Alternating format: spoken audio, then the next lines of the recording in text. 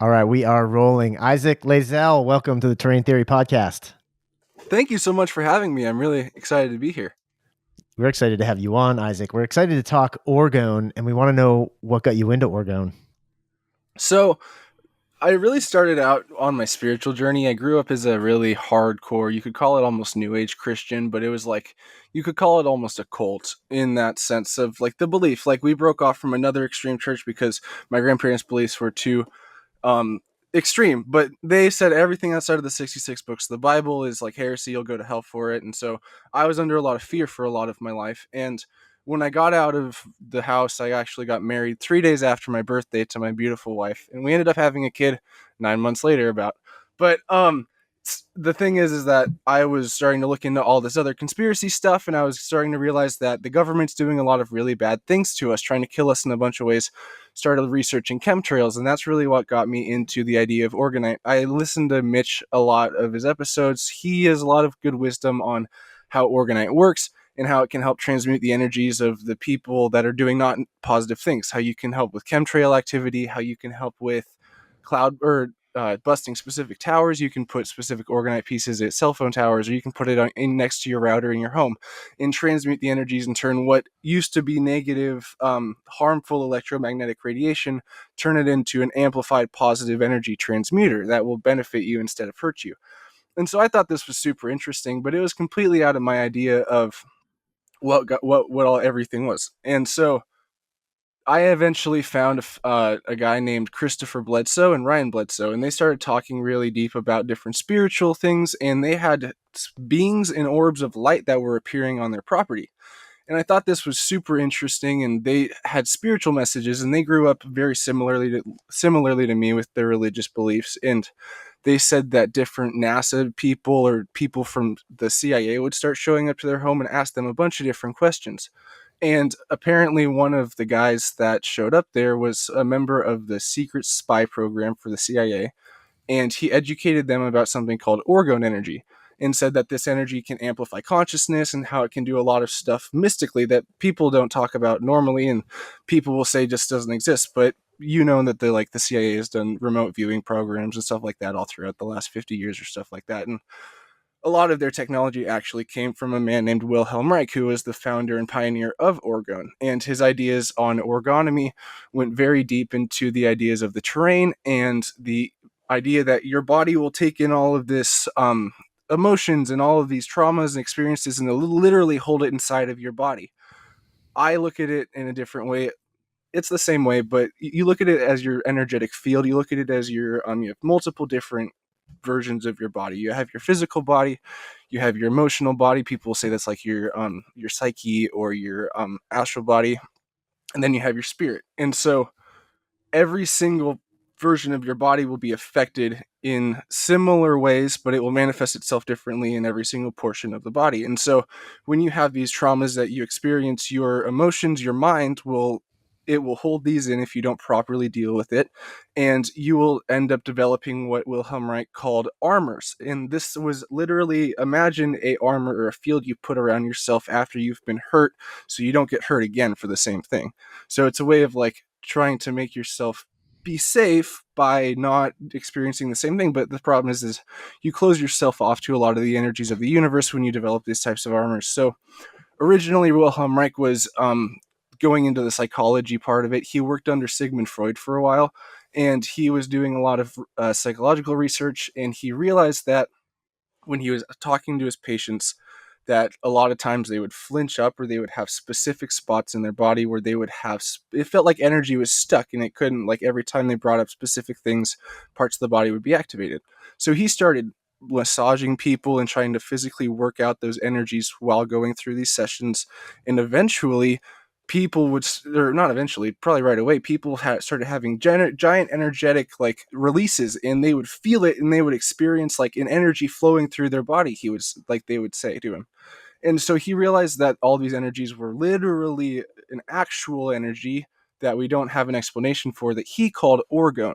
The thing is that there's millions of different names for this energy. You call it life force, you call it chi, prana, you can call it 0 point, you can call it ether, you can call it anything. There's many different names for it across society. And so one of the main issues I try to tell people is that all of this separation in these different names need to be unified, because we need to realize we're all working on the same energetic field. Mm. And so there are thousands of different people doing the research on the same thing, but they're not coming together. So we can't form a unified like science behind it, because everyone calls it different names, and it's all just quack science in the mainstream view, because everybody has just different names for it, and they think, okay, I'm kind of going off in it everywhere now. I'm sorry for the rant, but yeah, that is. Don't never apologize for a rant.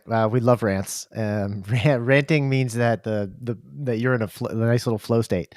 And we're talking. It's a big question. It's a big general question. How did you get into orgone? I mean, this is your origin story as it pertains to your journey around and with orgone. My understanding is the name orgone comes from organism and orgasm, right? I mean, it was like the orgasm, the vital energy, the life energy, which was the inspiration for the idea of orgone. Yeah, it's funny because you if you break the word of orgone down to like the roots and stuff, like orgo means like organic. It means like it's the life, it's the nature. So it's essentially the energy of nature itself, and that will be in your body. Your body is nature. You're divinely designed by this light that is also orgone.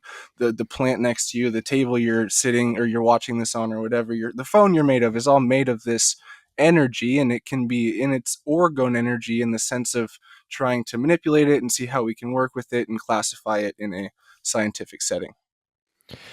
I really do appreciate your insistence, and I suppose there's others in this area who share it, on a unified language, a unified vocabulary, because it can get very confusing to the layperson who might have like the intuition that yes, there's like energy, and I get when you walk into a room and someone has a vibe, a vibration, but then you hear chi, you hear prana, you hear orgone, you hear scalar, and you go, well, which are we talking about here? And how do I, most importantly, like, how do I integrate it and act on it?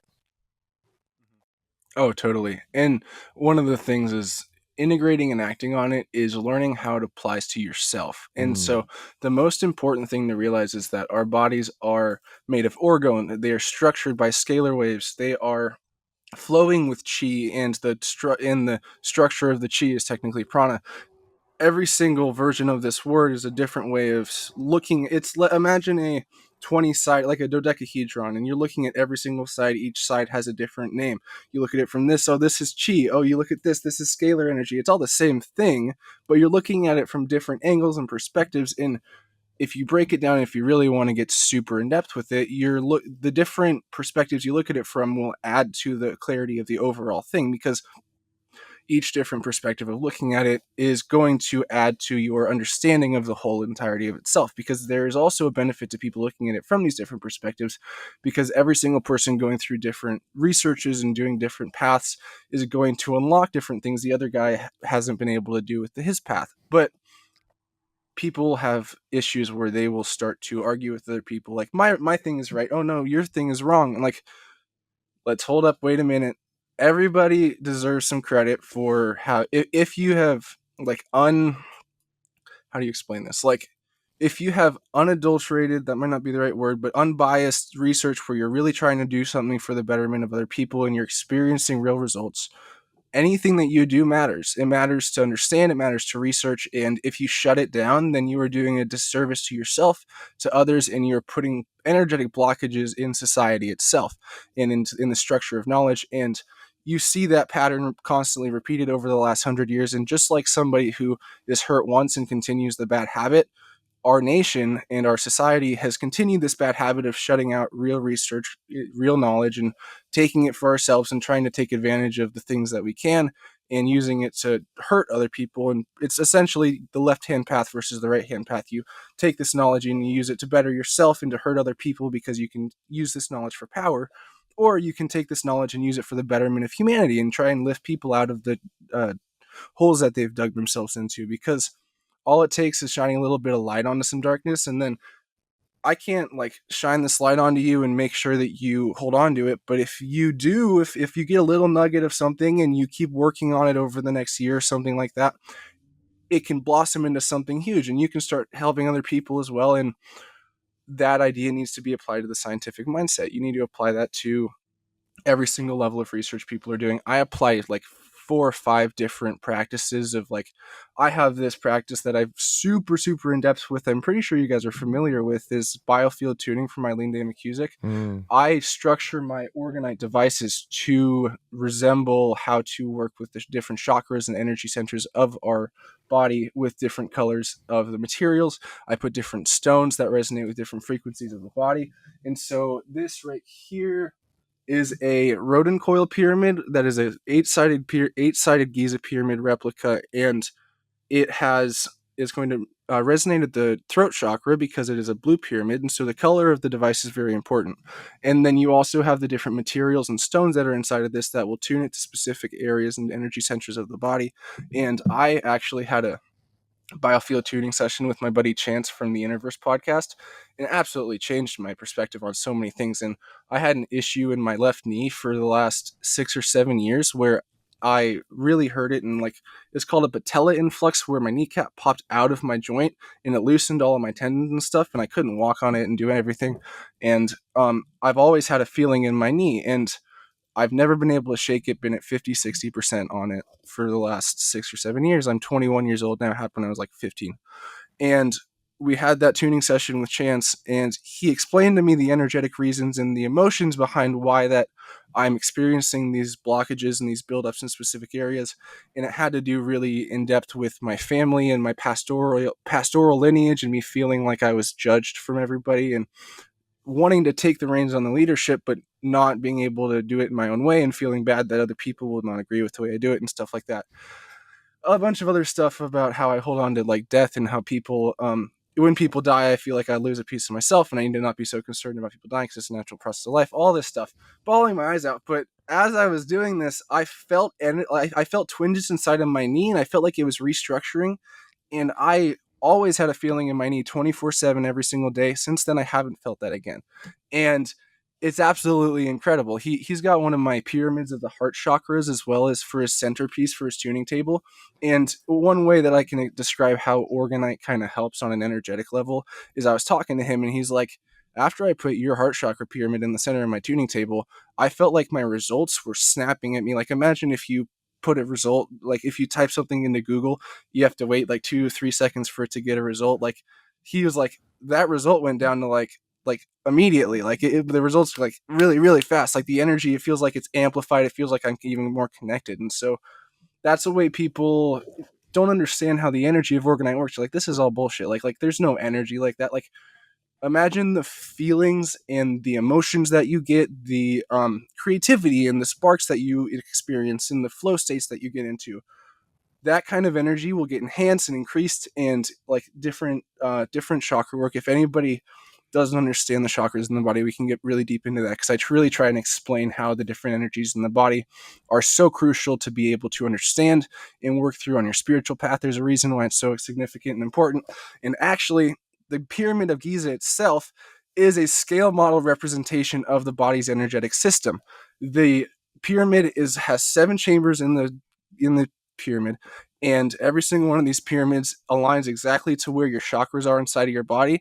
Leonardo da Vinci, actually, he had apparently some lost years, kind of like Jesus, who went all across the place, but he went to Egypt, and he did a lot of studying on the Sphinx and the geometry and the ancient Hermetic stuff, and all like the Essene practice and all this stuff. And he also was a really advanced cartographer and an architect. So he looked at the design of the pyramid, and he actually described, and if you pull up a photo, if you look up Vitruvian Man with Giza pyramid overlay, you will see that the lines inside of the Vitruvian Man exactly match where the chambers are in the Giza pyramid, but the lines inside of the Vitruvian Man also exactly match where the chakras are inside of the human body.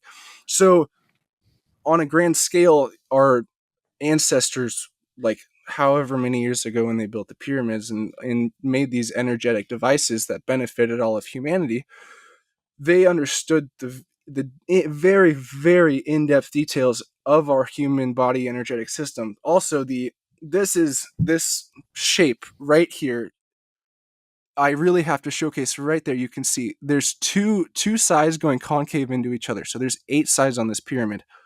The shape of this right here is one of the most profound and incredible shapes in all of geometry, in all of everything, because you have so many different sacred geometric properties being represented in this shape alone. You have the Fibonacci sequence, you have the, as I said, the energetic centers of the body. You have the shape of the what's called the Merkaba. You have the Metatron's cube is inscribed in the shape of this, but you also have something called vortex mathematics, and this vortex mathematics is a structure of a way of looking at energy and math and restructuring it to what's called from binary code, converting it to trinary code. And the way you do this is you take a multiplication table. If either of you guys, while I'm talking about this, are able to pull up a multiplication table for me and put it on screen, that'd be great. But you take the value of whatever the sum of the number is, and you convert, let's say, 6 times 6. What's 6 times 6? 36. What is the numerological value of 36? 9. Yes, exactly. And so you take, what is 6 times 5? 30. What is, wait, this might not be right, but what is the numerological value of 30? 3. Okay, and so if you look at the numbers of every single one of the numerological values on the rows columns going 3, 6, and 9 all the way down in square values, you will see codes of 369, 369, 369, 369. And if you convert these codes into the shape of a coil or a energetic mathematical device, you get the structure of the toroidal coil. You get the structure, the energetic structure of our bodies, of the ley lines of the planet, and this is the divine layout of how the whole entire cosmos, all of life, is constructed in this energetic coil. And it looks like this. This is a rodent coil. You hook this up to a frequency generator and you have free energy flowing. People call this a 0-point field in the center. This is a scalar wave. It transmits orgone. Well, orgone's different. This is a rodent coil pyramid that transmits electrified orgone. This is, you call it a scalar energy or a free energy transmitter. This is where the terms get important when you're actually going deep into the science, because there's different versions of energy. You have energy, frequency, and vibration, and if you manipulate them in different ways, you can achieve different results. And so this is, the vibration is the shape of the way the copper is represented here. And so this is the vortex mathematics structure. You have 12 different lines coming through here with 12 individual copper wires going through each of these lines. Every single 3 of these lines is electrically conductive just purely due to the way it's wrapped. And so just due to the fact that it's the 3, the 6, and the 9 on the energetic structure, that unlocks the energy of it's essentially the divine energy that all of us are created from. It's the chi, it is the life force. It is a way of accessing it, one of many of these ways. And you can hook this up and you can have incredible things, like if you imagine like Rife technology, or you have different frequency devices that people have been using, it relies on this type of energy. You put electricity or frequency into the copper. Copper is a conductor of life force. It is made of life force. There's a reason why everything is that is electrical, which electricity is literally like a divine spark. And so it's going to be structured into the copper in a very different way. So like there's a reason I have copper and steel that are being making this pyramid all the way from the tip to the base. Copper is very important, and we don't really understand electricity to the full extent of what it really is, because electricity is a substance, but it's everything. Electricity, like we're made of electricity. Everything's structured with electricity. Like our whole universe is made of electricity. In every single atom is electricity in a sense, and so you're manipulating it and taking advantage of it through like just like my lights, and we're communicating via electricity that's being harnessed from specific ways. But you can use a more harmonious version of this energy, if a different frequency, a different vibration of that energy, and turn it into something that will benefit your body. The TV screen you're looking at, the Bluetooth headphones I'm wearing right now, are not positive versions of this frequency, of this energy, of this light. The same life force that is built into that, just structured in a different way, is being transferred from my headphones to my computer to be able to talk to you guys. And that is not structured in a positive, harmonious way, like my different devices are itself. So it's just frequency, it's vibration, it's really alchemy that's expressing itself in ways to try and benefit people. Oh, I'm not a doctor, by the way. I can't cure people. I can't do any of this, actually.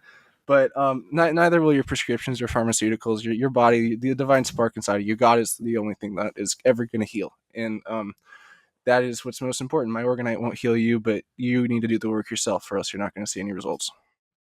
Isaac, when you're 21, you said, and so you're along the spiritual path, and having been raised, as you said, a New Age Christian with some amount of fear baked into it, and something that you felt like you had to break away from, and the black sheep syndrome that you spoke of, and all, are you able to sort of look back in hindsight and recognize the allegorical truths that are baked into these ancient texts? 100%. I love the Bible, and I even love the Bible that we get today. The Bible that most people get. 99% of it is absolute pure wisdom. And the problem is that there's a couple things that have been added, a lot of stuff that's been taken out that helps us understand and clarify things more. The funny thing is I've got my great grandpa who's a pastor over these churches, and actually great great grandpa, I think. This was his I'll move it. This was his painting, and it said, "Did our hearts not burn within us while he talked with us by the way?" And this is just a very traditional Christian painting with Jesus walking with the disciples.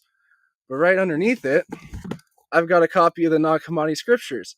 And I'm able to recognize the value of both of these ideas and properties and realize that there's so much value in the mainstream Christian religion in the way that it turns people into it really does turn you into a moral, ethical person that should, if you follow the words of the text and don't listen to the dogmas and the issues of the church today, you will get so much wisdom on how to live a life that benefits yourself. I'm going to get into the deep values of why I make orgonite, what's behind the device itself, what's the archetypal energy that I'm trying to transmit to others through this. But the most important stuff is forgiveness. The most important stuff is love. It's learning that when you don't forgive others and yourself, you hold these things in.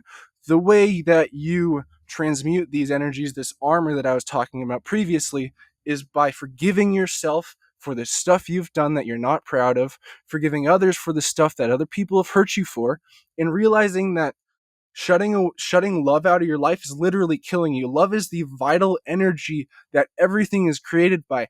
There's reasons people die after people that they severely love. If you are a partner with somebody for a long time, you've been married forever, there's many people that can't handle not having them in their lives anymore at the end of it, and they'll die very soon after.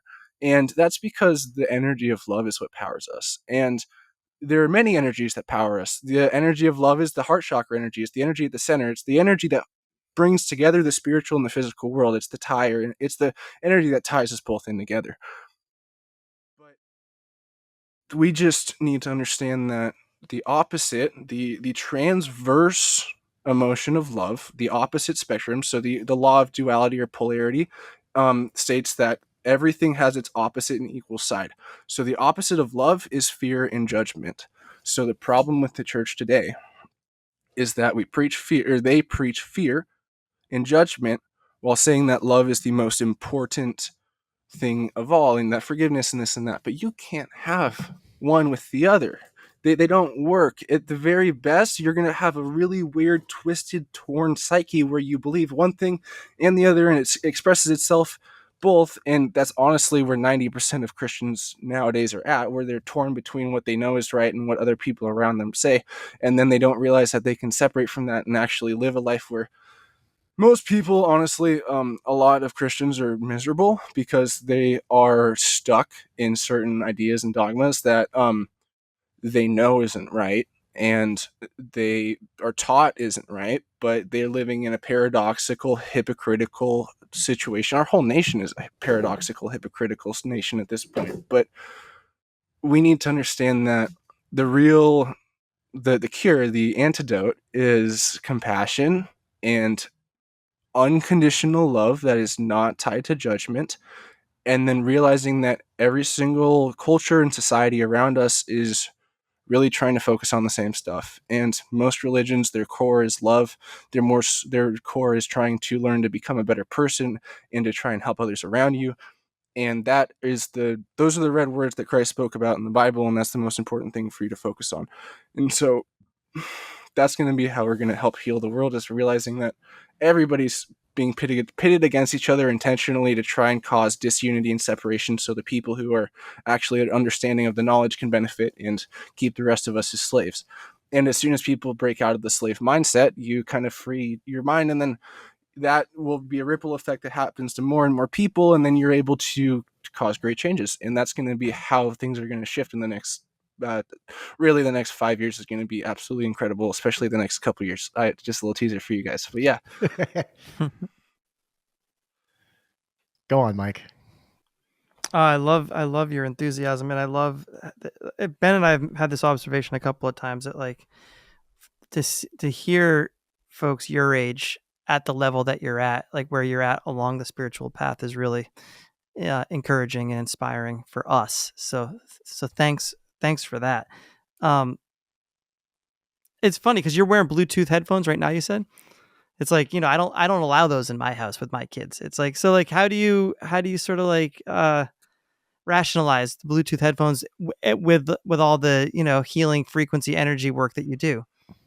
Or I guess I shouldn't call it healing, but you know what I'm saying.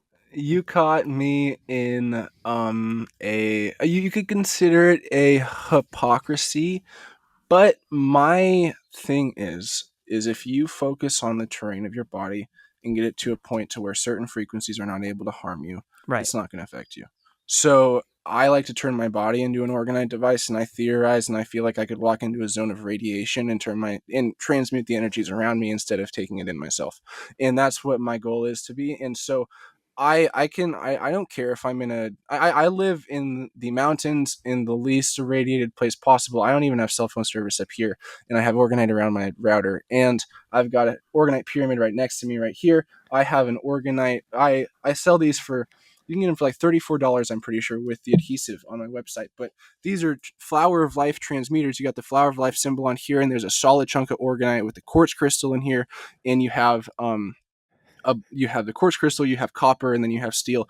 And this is going to be transmuting all of the energies from your phone, and it's the cheapest and most effective way. Even, I will say, there's so many other things that look like that you can buy, and I don't understand how any of the other ones really work. Like, I look at it and I'm like, okay, so you have a little bit of copper, and it's essentially like putting a Flower of Life sticker on the back of your phone. Like, it looks like it's doing something. So I'm like, okay, but the properties and the idea behind the orgonite being a transformative transmutational device, that's always, we haven't even talked about how orgone works really, but how orgone works by the copper inside of here. So this pyramid, I'll bring this up again. This pyramid has copper and steel inside of it, and the clear quartz in the center. So the copper around you is in this is going to be pulling in a lot of the life force energy, a lot of the stagnant negative energy. The steel is a structural type of energy, so it's going to add structure to the orgone flow. And then the shape of the pyramid is very, very powerful. It's a toroidal structure starting at the bottom, and it starts going larger and upwards. It flows up. The 80% of the energy of this whole entire device is at the tip of this pyramid, because it just condenses, and then it creates a vortex spiral that shoots upwards. And so there's the clear quartz inside of this as well is something that a lot of people have heard the name of and don't probably understand what it means. It's called piezoelectricity. And piezoelectricity is when you have a clear quartz crystal or anything that exhibits this property. You can squeeze this crystal, you can hit it with a hammer, you can put it inside of a clock, and you can hit it with something, and it will release an electrical like a spark. So it holds electricity within itself, and when it's compressed, when it's activated, it will exhibit that electricity. So when you have this epoxy and you take it and you squeeze it in, it will be making that quartz be compressed, and it will be activating the electrical properties of it. And then it never stops, because it's never going to end that state of compression, because it's always going to be close into the epoxy. So it's essentially a battery that never stops running, that's actually powered by electricity. There's actual electricity flowing through this device. But going back to my Bluetooth headphones, because that was the question, I'm not trying to skirt around it, but I really have been thinking about getting wired headphones. I've had Sony headphones for the last 8-9 years of my life, and I've loved them, and they are perfect. And apparent in our phones, for some reason, probably because they're trying to poison us, they stopped putting 3.5 millimeter headphone jacks on our phones. So things are always super inconvenient, and you inspired me to work towards getting that fixed. But yeah, the main point is like, if you do have your frequency at a high enough level, if you are not taking in these energies, it shouldn't really hurt you. Like, I would be more concerned about the material or like the toxicity coming from the epoxy that I work with my stuff with. That's a lot more of an issue, which I wear gloves. If anybody wants to get into orgonite and start working with epoxy, always wear a respirator, always wear gloves. Don't try not to get it on your skin the very best you can. It's toxic. It's really not good for you. In the first 6 months I worked with it, I didn't care at all. And I'm very glad I stopped that because I feel a lot better nowadays. So really the whole entire thing, and one of the main things I was going to save it for my daily habits that my necessities, but the one of the really important things is you are what you eat in a very important way. You guys talk about that a lot, but you are the frequency of what you eat. You take in that on every single level. So imagine your body as a big bowl of soup. It's a giant energetic soup bowl, and everything that you eat, everything you consume, you're adding that to the soup bowl, and the frequency of that, the odor of that, it will affect everything inside of the soup. You can't take a ladle from the bottom of your feet after an hour and take a drink of it and not feel the stuff you put at the top of your head, because everything affects everything. Everything you put into your body is going to either benefit or harm or do whatever. It's going to change it because frequency is always going to be affected by the frequencies around it. So I will say one of the things I will always do, I say you really, really should do, is I keep a glass of water next to my orgonite pieces at all times that's full. And after I take some drinks of it, I fill it back up and I keep it charging, because when you have water next to an orgonite piece, it will structure and it'll activate. Water is crystalline within itself. So when you have the structure of the water inside of the field of the orgonite, it will activate the crystalline structure and it will transmute the energies. And even if you're living in a place with tap water, the theory is, I'm not a scientist, not a doctor, not a scientist, but it will break things down on a frequency level to where anything on a frequency level that is harmful to you gets neutralized.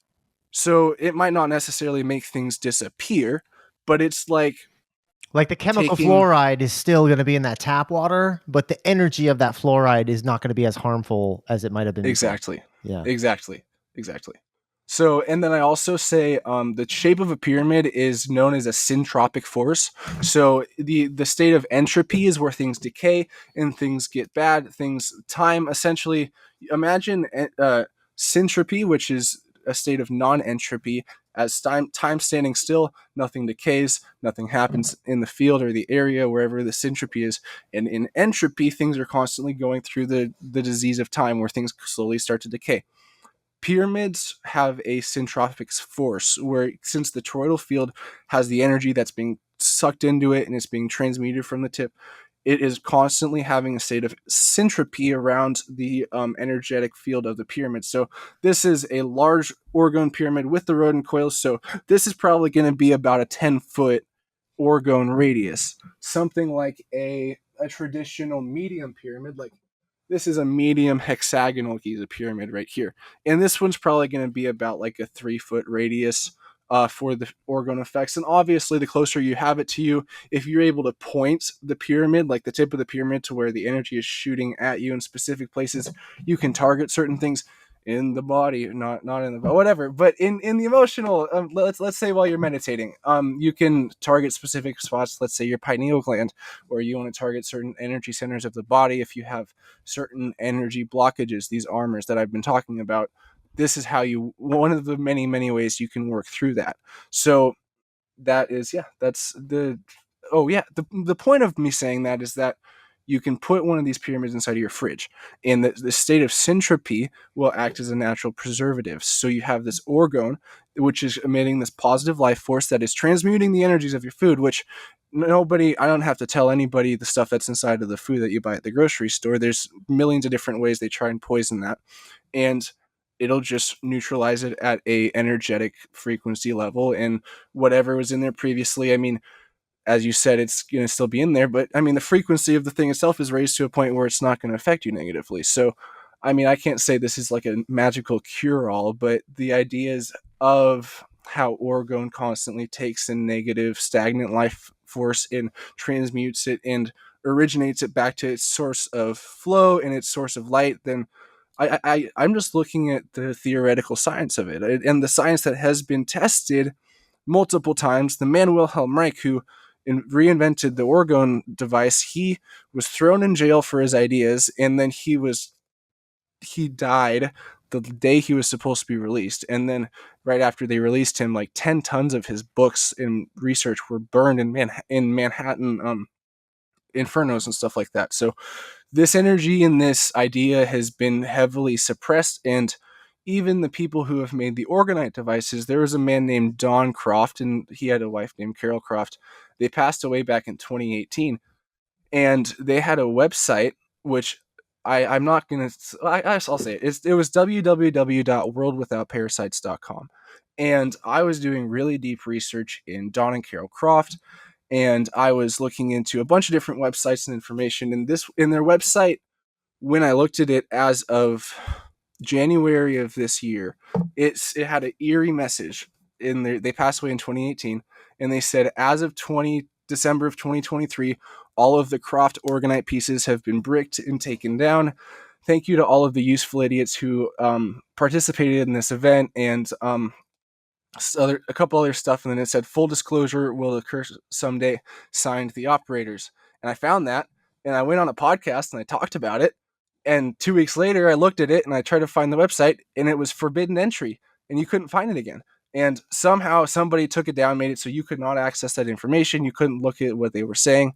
And it was really interesting. And it was like, I also got the reality czars kicked off YouTube on accident for quote unquote medical and misinformation, because we went really deep on the orgone ideas of it. And the powers that be don't like the ideas of your physical stuff going on within you is really a reflection of emotions. It's a reflection of your internal state. You can't just fix it with a prescription, can't just fix it with a surgery. Even if you die after that, those traumas, those energies are going to live on with you until you get it figured out. I don't know when it's going to happen, don't know how it's going to happen, don't know how it's going to happen or where or what state you'll be in or anything like that. I can't tell you. I'm not a omnipotent, but I know that it's going to hold on because energy is not created or destroyed. It has to be transmuted if you want to change it. Yeah, there's so many overlaps between what you're saying and doing with orgone and building off the discoveries in the science of Wilhelm Reich and what we are exploring when we have people like Dr. Melissa Sell on and German new medicine. When you think about EFT tapping, this is all really just processing emotion and first acknowledging that disease states start in the mind or trapped emotions. This is something that like Bradley Nelson has been talking about with the emotion code. And one of the I'd say gaps in our conversation with Dr. Melissa Sell, or maybe an unanswered question, is emotions, conflict, shock, the emotional response to something traumatic that happened in your life is what creates disease, because you've got to process it, and maybe you're slow to process it, you don't even acknowledge it. So how do we go about, what then is the next step? How do we integrate and act on this information? How do we process emotions better? And it seems to me like a potential missing link is the application of orgone devices in your life, because that's going to do this work sort of in the background to harmonize and as you said, transmute negative energy, this trapped negative emotion, to prevent it from turning into something like disease down the road. Exactly. And I would say it is a catalyst and amplifier of the change that you do inside of yourself. So orgone won't make these energies just magically disappear. You have to imagine it's somebody who's driving alongside with you. And let's say you're on a bicycle and you're trying to go 15 miles an hour, and this dude's driving in a motorbike going 60 miles an hour. And you can either choose to hop on with him, and you still have to make that decision, and you have to do the work alongside of it. He makes you drive that motorcycle, but then he gives you the ability to go at a faster speed. But if you mess up, if you choose not to do that, it's not you that, like, you can't get the benefits if you don't take advantage of it, and if you don't continue to try and do the work within yourself. Like, there's a lot of people that will just take these orgonite devices and go throw them in a cell phone tower, or go put them somewhere, or they will put them on their shelf and they won't think about it, and they'll just say, oh, this is transmuting the energies of the house, this is fine. That's not what it's meant for. This is not an idol. Don't treat this device as an idol. Second of all, this is not going to solve all your problems. This will not. This will help amplify your energies and intentions. And if you're not having positive intentions, if you're not actually doing the work within yourself, making the decisions that benefit others and is going to help yourself on your true path, on your spiritual journey, then you're not really going to get any sort of benefits. It can come to a complete standstill. And it's almost like it can really boost things if you're like I'm going on this journey and I'm doing this work, and you see this, that, you get to a certain point where you're like, I'm chill here, I'm okay, I don't have to do anymore. The journey of enlightenment is infinite, you never stop. And so there's always something else you got to work through. And you can take that at the very beginning of it. Like, you can potentially never get to that point where you're going through the work, which all I'm trying to do is I'm trying to give people, this is a idea, this is a symbol, like, hey, there's a reminder that's on your desk or wherever it is, like, oh shit, I got to remember to make sure to make, like, one of the things that's very, very, very, very, very, very important to me, and there's a reason I say so many varies, because it is literally crucial to not suffering and actually living longer, is don't go to bed angry. Don't go to bed upset. Don't go to bed with resentment. What you do at that point is your day is essentially like a Google Docs sheet. Not a Google Docs sheet. Sorry, it's a Word document. And if you understand the technicalities of that, it's very important. Google Docs auto saves. Every time you're writing, it saves as soon as you write it. Microsoft Word, you write as long as you want to, and unless you save it, it's going to go away. And a Microsoft Word doc is very similar to your life, is in your whole entire life is a transcript that's going out the whole entire day. And at any point, you have time to take a step back, stop writing, and go through the editing process and say, hey, this stuff isn't working right. This stuff, hey, I need to work through this stuff that maybe it pissed me off, but I've been going. I haven't been able to work through it. If you get to the end of your day, go to sleep, all that shit that you've dealt with today, press save. You can never access it again unless you go back to it. And it's very hard because you have thousands and thousands and thousands of pages that you have to work through. You can't edit all that thousands and thousands of pages. You have to do it one at a time. You have to go through this every single night before you press save, before you go to sleep. Look through. This is crucially important to people who are married, people who are in relationships, but this applies to any relationship, anything you're going on with, pissed off at your boss. Fuck, you got to do this too. I'm sorry, it doesn't matter.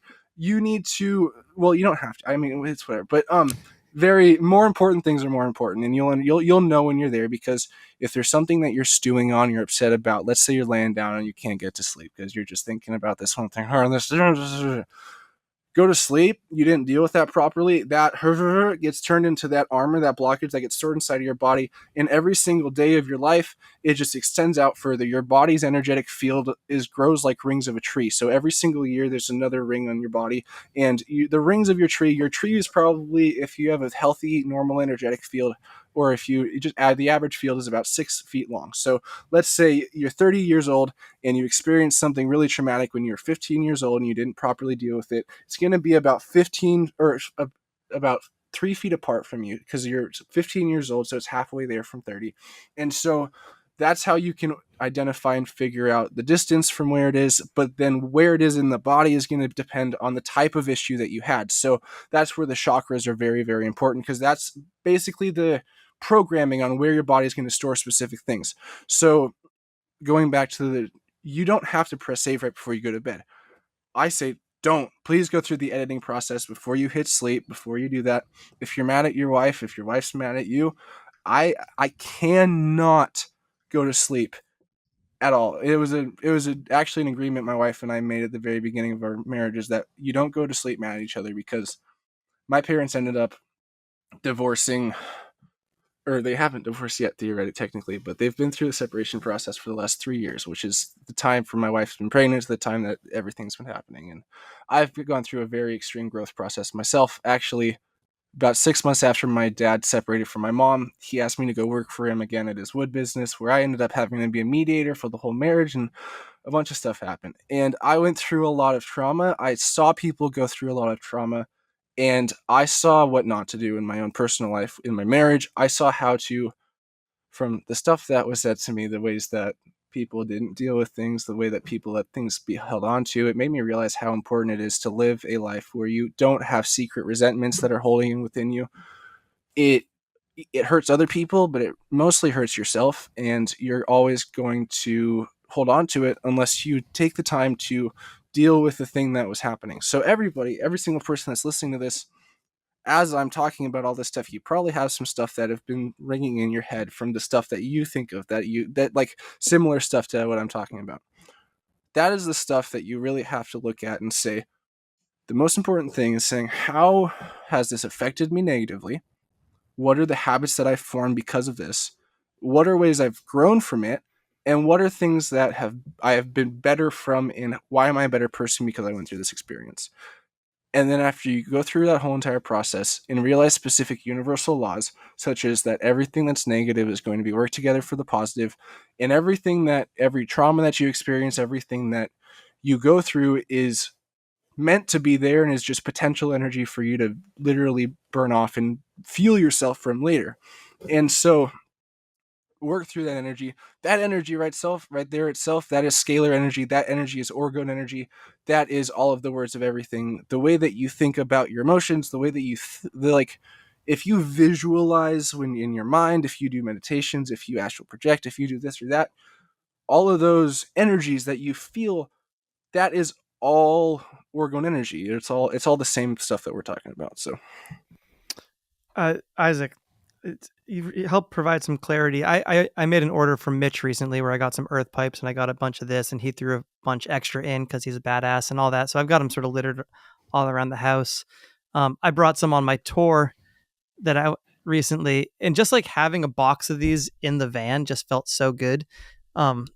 Just like to be rolling around with them. So I'm sort of new to this world, but I'm sort of reveling in it. But you've really provided some clarity in that these are amplifiers of your own energy or of your Christ consciousness. Do you think that's fair to say? Oh, 100%. Yeah. And why don't you hit us with your take on the chakras and how that all plays into this? Because I could sense that you have a take on that, and I'd like to hear it. Okay, so this is the most important, some of the most important information for you to truly understand on a deep level, and everybody should apply to their own lives.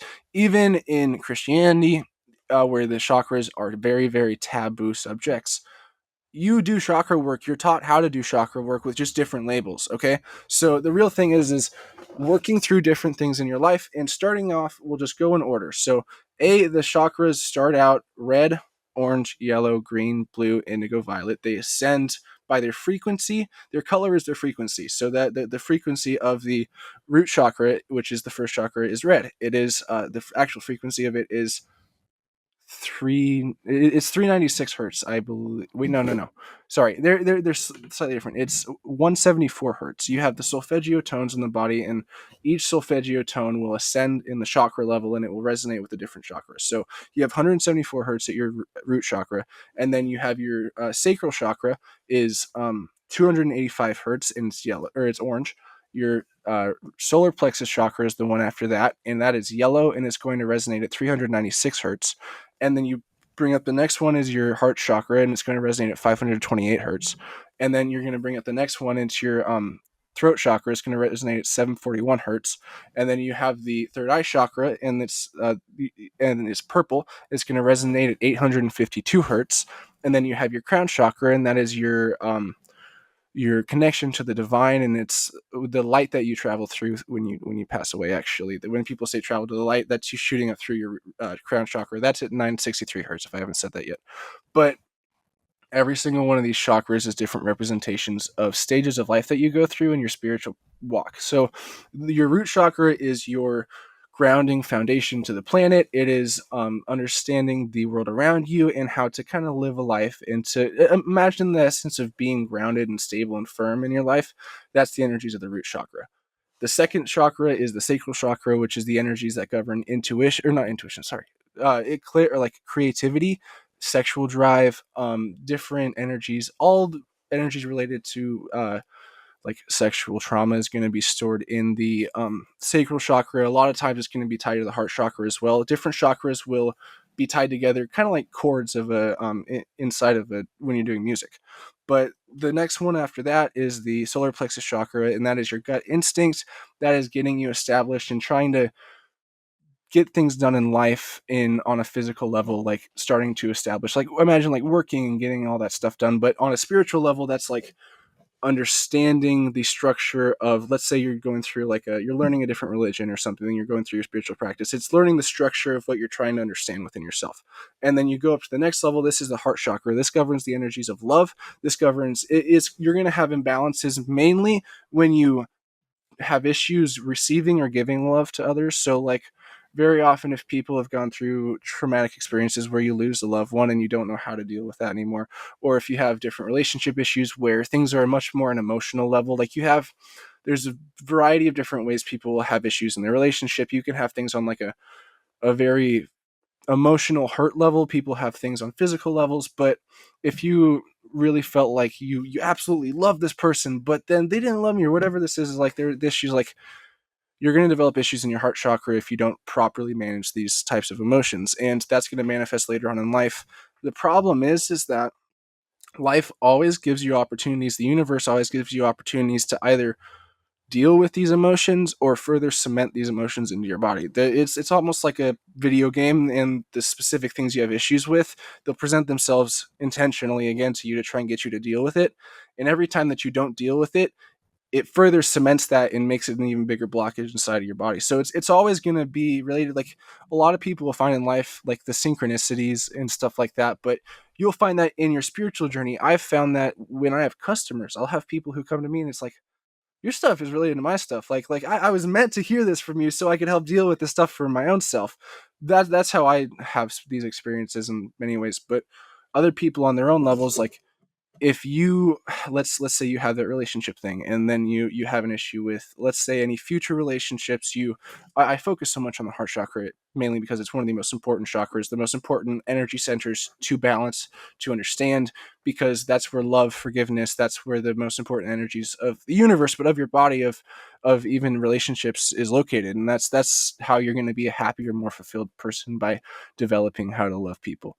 But imagine you're hurt and you go through this next relationship. Maybe like your girlfriend broke up with you and she was an asshole to you, and you felt like, oh, all women are horrible, I'm not going to think about doing things in a serious manner. A lot of people will be hurt by that and then start doing one night stands, going purely to like sexual relationships, because they don't know how to deal with the energies of love, because they've been hurt before and they don't want to be hurt again because it just sucks.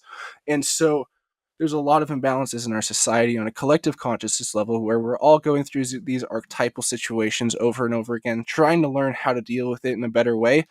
Most of us are still falling short, though, and not understanding, but the cycle will keep turning and it'll keep recirculating, and they'll keep getting the opportunities to work through this. And there's many different spiritual philosophies that everybody is on their path to enlightenment, and everybody's going to really reach enlightenment or reach this spiritual clarity, reach whatever it is. Enlightenment is a very loaded term nowadays, but evolve in their spiritual progression. Everybody's on this journey. It's just a matter of when they're going to get there. So when you start developing the forgiveness and the unconditional love, and stop judging the others around you that aren't making the same progress, that's where you start making your own progress, and then you become an example to others on how to make their own progress.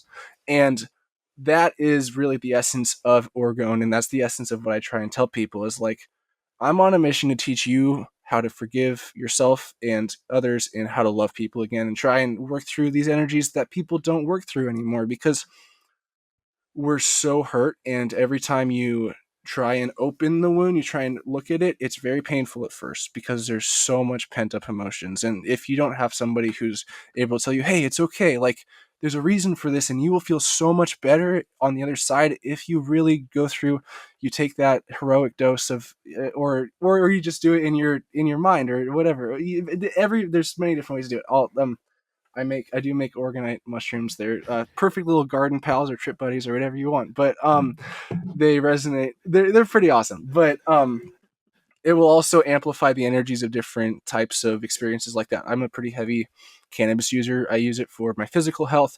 I use it for pain for my knee for a long time, but I also am an extreme insomniac and I've never been able to sleep. I used to be on like 40 milligrams of melatonin a night plus over-the-counter sleep medication at like 12 years old to try and get me to sleep. And I don't know what's wrong with my brain, but cannabis helps a lot. Isaac, But, hold on. I'm going to stop you. I don't think there's anything wrong with your brain. Continue. I think it's just got a lot to do, brother. Yes, it does. Continue. Yeah. Continue. Well, thank you very much. I appreciate that deeply. I actually, I usually am afraid of talking about this, but I feel like this is the perfect audience to talk about this with, which is the real benefits of things such as cannabis and other plant substances that allow your mind to be opened a little bit. There's so you go down paths in life. You have different roads you travel. Imagine you're going to work every single day. You take the same exact roads. You don't even have to be paying attention. You can be thinking about something completely different the whole entire time you're on your way to work. And then you get to work, you're like, oh yeah, I'm here. Okay, now I got to get going. You weren't there the whole entire time. Imagine that, but on a large scale about your whole entire life and the different paths you take on a day-to-day basis. If you do something that's outside of your normal path, your normal idea of doing things like taking, let's say, a little bit of psilocybin or a little bit of cannabis, or even just stopping and doing some extreme meditations, or a water fast is an absolute perfect way to do this, or just take something out of your habit. Even let's say you have a really bad habit of doom scrolling on Instagram all day long and it sucks away 2 hours of your time a day. And some people that's even a minimum, but you can take away that time. Imagine 2 hours of your day, and now you spend it. Let's start contemplating all the stuff that, like, all the stuff I've been through. Let's say you make this little schedule, like say, take out all the plant substances, all this and that, completely sober. Let's say I like intermittent fasting. I always loved intermittent fasting. I'll do like 16/8 or 18/6, and I'll do different for every day, but you take all that time. Let's say you dedicate an hour of your day, and you can, let's say for a month of your life, you say every single day I'm going to dedicate an hour of my day and separate this in, let's say, break down my life. Let's say I'm 30 again. I can go through every single one of my days that I'm going through is a different year in my life that I'm looking at, and I'm saying, hey, what's the stuff that happened? What are the things that I've maybe suppressed within myself? And you start going through deep introspective things. And the thing is that when you start doing that, you will find versions of yourself that still live inside of you that are stuck and that are the manifestation on let's say on the astral level of this emotional blockage is the version of yourself at that age that's still stuck inside of your body that is influencing you right now. And so then you can go in and find these different versions of yourself. You can say, hey, this triggered certain things within me. This made me feel hurt in certain ways. And, oh, look how my relationships changed and I stopped being friends with certain people and this and that. Like, you can have very, very, very profound realizations about yourself, and you can absolutely change the way that you go about life. And everybody will say, hey, you may be the same physical person, but you're not the same person, because you will literally change how you interact with people. You will change how you feel about yourself. And that's really the true power of orgonite, and orgone is the introspection that you try and develop. There was a thread there. There was a thread though. What was that got us on this introspection? Because you were talking about psilocybin, the cannabis. Oh, you want to talk a little bit about cannabis, right? Oh yeah. So cannabis is very, very, it's benefited me a lot in the fact that I had so many chains that I was holding on to early in life about specifically religious ideas, and I was terrified. Like, I remember listening to an episode of the podcast. Bledsoe Said So is the podcast that the guys from the Bledsoe family do, and it's a great podcast. I listened to every episode twice and learned a lot. I highly recommend it. I also highly recommend Terrain Theory for everybody. But one of their episodes was about hell. It was episode 14, I think. I don't know. But it talked about how the idea of hell was never mentioned in the Bible, and how the idea of hell is something that is a construct that the church has created in the last however many years. And it goes in detail about Satan, and it goes in detail about Lucifer and the different mistranslations of it. I was shaking and terrified because I'm like, I agree with everything they say. I agree with every word. I'm like, every single thing resonates with me, but I can't accept this. This is going to get me sent to hell. And I had this very, very deep conviction about me. And that's like one of 1,000 different realizations and things I had to make within myself. But that is the biggest thing that was an issue. And that's an issue that every single Christian is going to face. And almost everybody from every religion is going to face in a different translation and wording, because every person has got the levels that keep them shackled. But cannabis was very, very beneficial with that, because the most important thing I realized is love. It is the energies that I was just talking about previously. And when you realize that the most important messages that Christ talked about are spoken in every single religious text, but they're also spoken clearly within yourself when you're in these certain states. Like when you're like, if you take let's say you take a large edible, or if you smoke a joint or a bowl, you will feel that essence of love within you, like if you haven't felt it before. And it's something that's completely different from when you're sober. It's something that you can express, and you're like, I don't know how to explain this, because like it's like the energies, just like with orgonite, on a different level where they integrate into your body itself. You feel these amplified emotions, and that emotion, that feeling that you experience, that is the orgone, that is the life force, that is the everything people are trying to explain, but they don't have a ability to explain it, because you can't put it on paper, you can't put it into a peer studied review. It just doesn't work, because it's experience based, it is consciousness based, and everybody is aware of it, but is afraid it's not something you can easily describe into words at all, because it doesn't originate from the vocabulary. It's not even visual. I mean, like, we've probably all experienced this, but I don't even know how to explain it myself right now, because it's like I don't know how to describe it, because it's something that words transcend. What do you think about people who use cannabis or can't use cannabis because it makes them feel like really anxious or paranoid? I will say that it depends. Honestly, I feel bad, because imagine taking let's say you are a very experienced cannabis user, you take a 40-50 milligram edible, let's say. You'll be okay, probably. I mean, it'll be probably a pretty good experience, but you give that same edible to somebody who's never smoked weed before, and they're not going to die, but they're going to feel like they did. And you need to understand different strains are so vitally important. I have a strain that I use before I start working and start doing my stuff, and it can help me bust everything out. I'll feel so clear and concise, and I can get probably twice as much done as I could have before. I can take certain strains to help me calm down and get ready to relax. Certain strains really can help with meditation. And so the quantity that you take, and the type of cannabis that you consume, and also all my cannabis is charged with orgonite, and everything that I consume is charged with orgonite. And that is very important. Any type of thing that you're consuming, even like I said, water before, but like I'll mix some activated charcoal powder inside of some water, and I'll place it next to an orgonite pyramid for a day or so, and allow the charcoal to restructure, allow the water to restructure. Last time I put a quartz crystal inside of the water itself as well, because it'll restructure it on a different energetic level.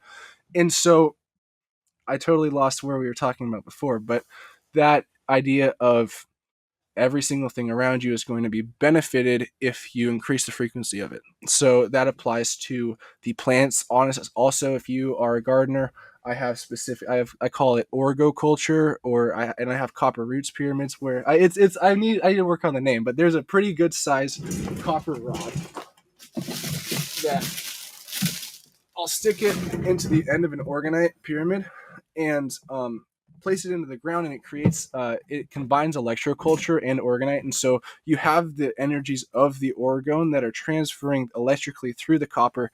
And if you even take this up notches, I want to build these devices and place them on the roofs of people's homes, because the higher up you get, and essentially the higher up you place an ether antenna, the more energy you're going to gather from it. Orgonite's certainly an ether antenna. And if you take these copper wires and if you attach them, if you have these copper wires that are running from the top of the pyramid all the way down to specific parts of your home, you can ground specific devices in your home with orgone energy, also grounding it, like electrically grounding it as well. But you can wrap this wire around your water pipes. And if you, my more advanced version of this idea that I have is putting the copper wire on the inside of the water pipe, rotating it in a toroidal field. And so that creates the structure inside of the water where it's forcing it to physically flow. You also have the energies of the orgone that are coming from the top of the pyramid. You could theoretically have this right next to your sink as well with the copper attached to it. But that could totally restructure the water on a mass level. Like you could have every single bit of water that comes out of your sink is structured with orgonite. On a large scale, if we had people that actually cared about us that were running the country, we could implement this like on like in city lines and stuff like that, or we could put devices like this absolutely everywhere. Like it would totally transform the way that we look at energy and the way that we understand it, because it would be very visible effects and differences from this very simple device. And also the beauty of this is that this pyramid right here is one of the most simple and clear ways to describe alchemy to somebody that there is, because you have the energy of the quartz, you have the vibration of the shape of the pyramid, and then you have the frequency of the color. And you have all this stuff, and then you have the electromagnetics from it, because there's magnetism inside of the metal, and then you have the electricity from the quartz. And a lot of people say that orgonite's not electromagnetic, but I'd like to say that I think it's a lot of different energies all at once, because you do have the magnetism from the copper, you do have the electricity from the quartz. If I don't know what else electromagnetic is besides that, but it's all pretty crazy. And so that's the cool thing about orgonite, is that it's really at the base of it alchemy. But that's what our spiritual journey is too. It's like you take this energy and you transmute it. You take this negative energy and you turn it into positive energy, and you live off of it, and you turn it into your eternal infinite source battery essentially. And yeah. It's so true, isn't it? You take life experience and you turn it into wisdom, and you turn it into a better decision and better intentions, like wiser intentions, wiser decisions. Yeah. We are all living alchemists, aren't we? Oh, for sure. And it's even, well, we have to be, because our body is made of alchemy itself. Like we are energy, frequency, and vibration walking. We shouldn't be here, but we are we are light that is structured at multiple different wavelengths and different levels, and is expressing itself on different dimensions to structure the idea of the air that we breathe, the things we're looking at, the thoughts that we're thinking. Every single layer of this reality is structured light, expressing itself in different ways with different purposes. And all of that light is orgone. All of that light is, it's all one. It's also all, yeah, on a different level. It's all the same thing. It literally at some dimension of it, we are all just one source of light. And if you imagine like taking the world and like having like imagine an animation where it just zooms out, but the big zoom out is just a ball of light that everything that created is actually is. It's like, yeah, that's what it is. And to sort of bring this back to like terrain and health and alternative health, it really underscores how horribly wrong traditional medicine has it. How horribly wrong to focus just on the material, on the physical, and the solution to any sort of malady that you are experiencing is a pill, a chemical, a physical, and that's all it's operating on. There's no like all of it. That's all that the entire system is operating on, is that narrow lens through which to view our existence and our reality, and then through that health and wellness. And when a conversation like this, wow, it is a step back and a reminder that the future of health, the future of quote unquote medicine, is energy and vibration. And it's all to say you're really onto something there, Isaac. Well, thank you very much. I really try to be, and honestly, my inspiration, I've talked about them multiple times, but it was the story, one of my many inspirations, I guess, was the story of the Bledsoes. And one of the many things that the spiritual beings of light, which we are also spiritual beings of light, but we're just at a different dimension than the other things that we see. Everything is a spiritual being of light. But sorry, besides the point, I hate to distract, but is that humanity is going to go through a very significant energetic shift, and there's going to be major amounts of information that are going to be disclosed, and there's going to be a new knowledge. And I heard that back in 2021. It was like right after the war in Ukraine started and stuff like that. And I was in a very dark place. I was an absolute info warrior, thought the world was going to end in the next 7 years, and I was terrified. And then I came across the Bledsoes. I came across a lot of other ideas, the terrain theory and the biofield tuning hypothesis. All of these things completely changed my mindset. But the idea that the spiritual beings were telling us that there will be a new knowledge. I'm like, I'm the kind of person that needs to know everything. So I'm like, what is this new knowledge that I don't know? And that sent me on a spiral journey trying to learn absolutely everything that I can.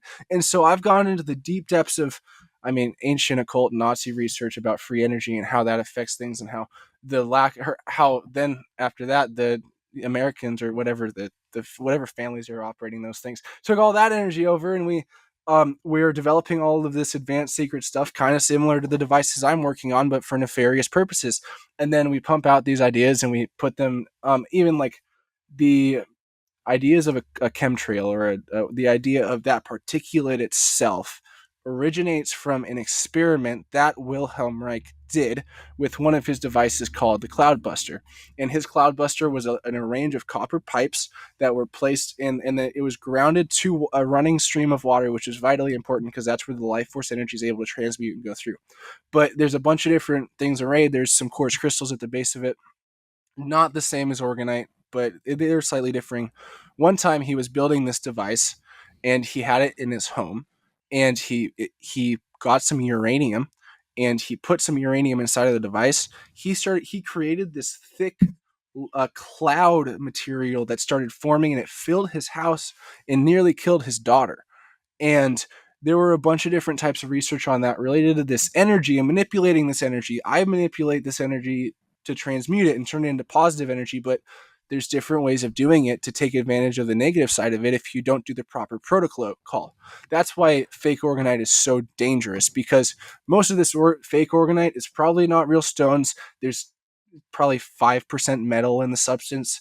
You're supposed to have 50% metal, but really what matters is the vibration of the orgonite is only in the substance where the metal is. So if you see an orgonite pyramid and look at it on Etsy or Amazon, and it has a tiny little layer of copper through the center of it, that tiny little layer is where the orgonite is, and the rest of it is just decoration and even negative energy that's being pulled in and not properly transmuted, because you have the shape of the pyramid that's pulling in this energy naturally. And if you don't have the proper structures and the proper materials made to back it up and to provide the structure, like the copper and the steel, to be able to incorporate that energy properly and give it stabilization, and then the quartz to transmute it and to give the energy life force again, you're just creating essentially negative energy batteries all around you in different spots. And something that's really important as well is the intention behind your creation and behind even when you purchase it. And a lot of the people who make this are probably children or people who are working in factories in third world countries, and you have the energy of that horrible experience and that the stuff that should not be condoned, that I will say is labor, and I condemn all of it. But, or did I say labor? It's slavery. Sorry, it's slavery, and I condemn it all. But that the vibration of slavery is in your orgonite if you're purchasing it from that thing. And I make it in my shop. I have very It's in positive this too, energy. isn't it? Yeah. Oh, 100%. In our It's phones, in it's in our everything. phones, it's in our how many of our products that we live with and use every day has that energy of slavery. Just about everything. And it's dangerous, not dangerous, but it's not positive for your body to be experiencing these types of energies at all from anything. But when it's something that's supposed to be a device that's meant for healing and it's not properly utilized, great power comes with great responsibility. And so you are manipulating energies, and you are not adhering to, like, you have a duty to uphold the quality of the wisdom and the quality of the knowledge. And we are living in a watered down society where it is bastardized and it is taken away from the source of the wisdom.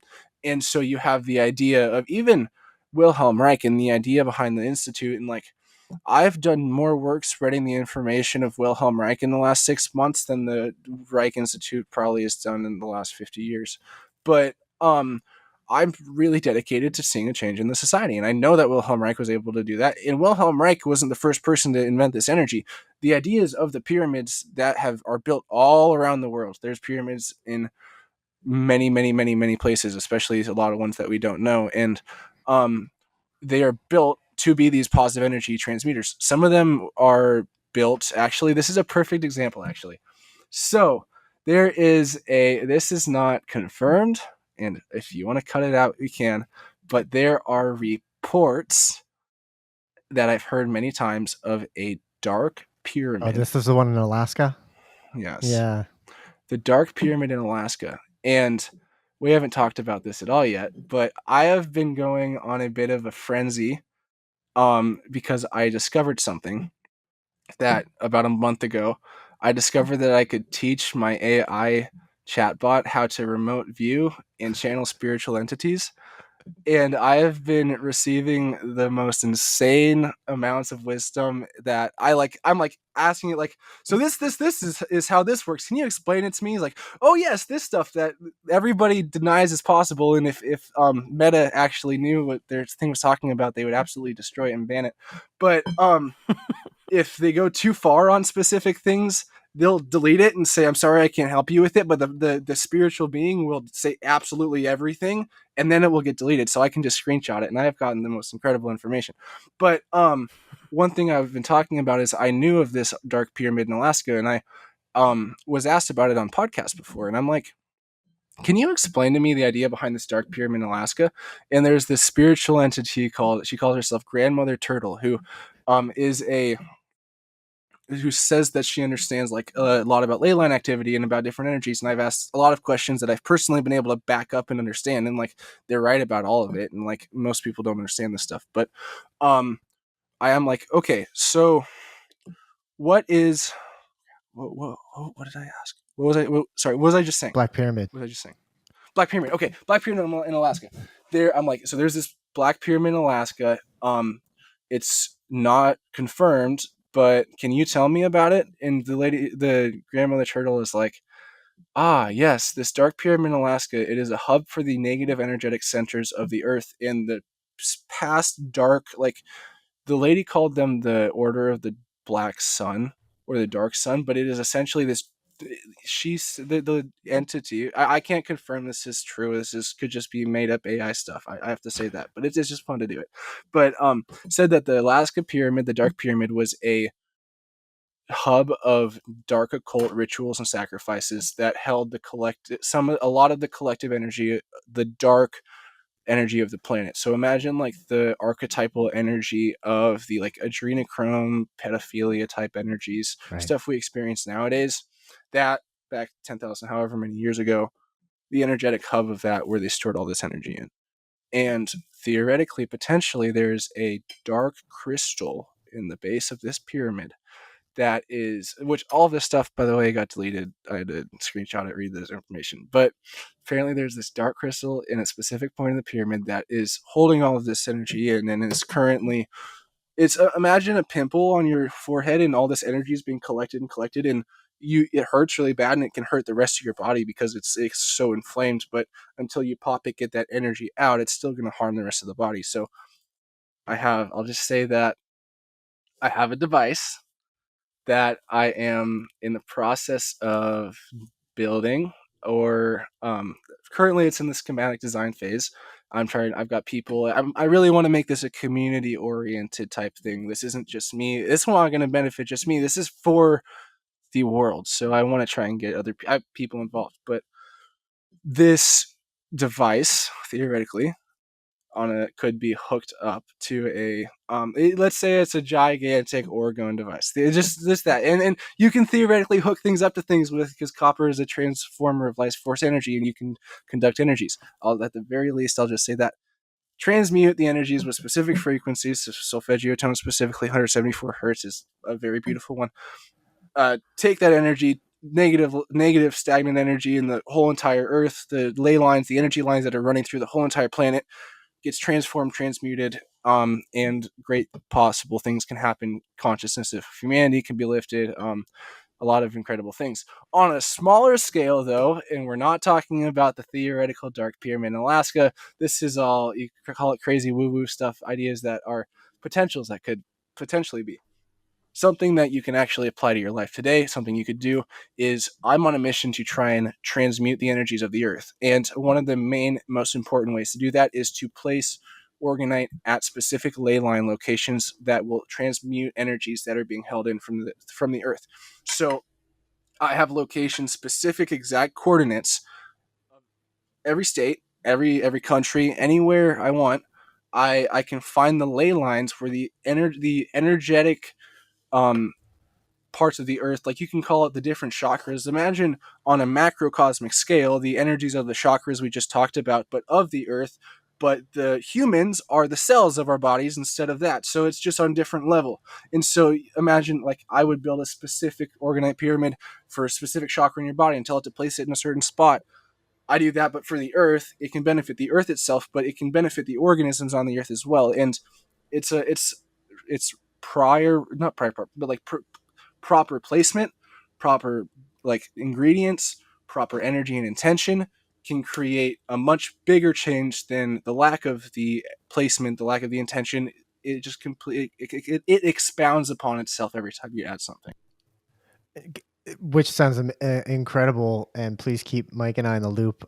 Sounds like you've got locations that you've got in mind, and if there are any near us, I'm all on board with Oh, for sure. Yeah, facilitating.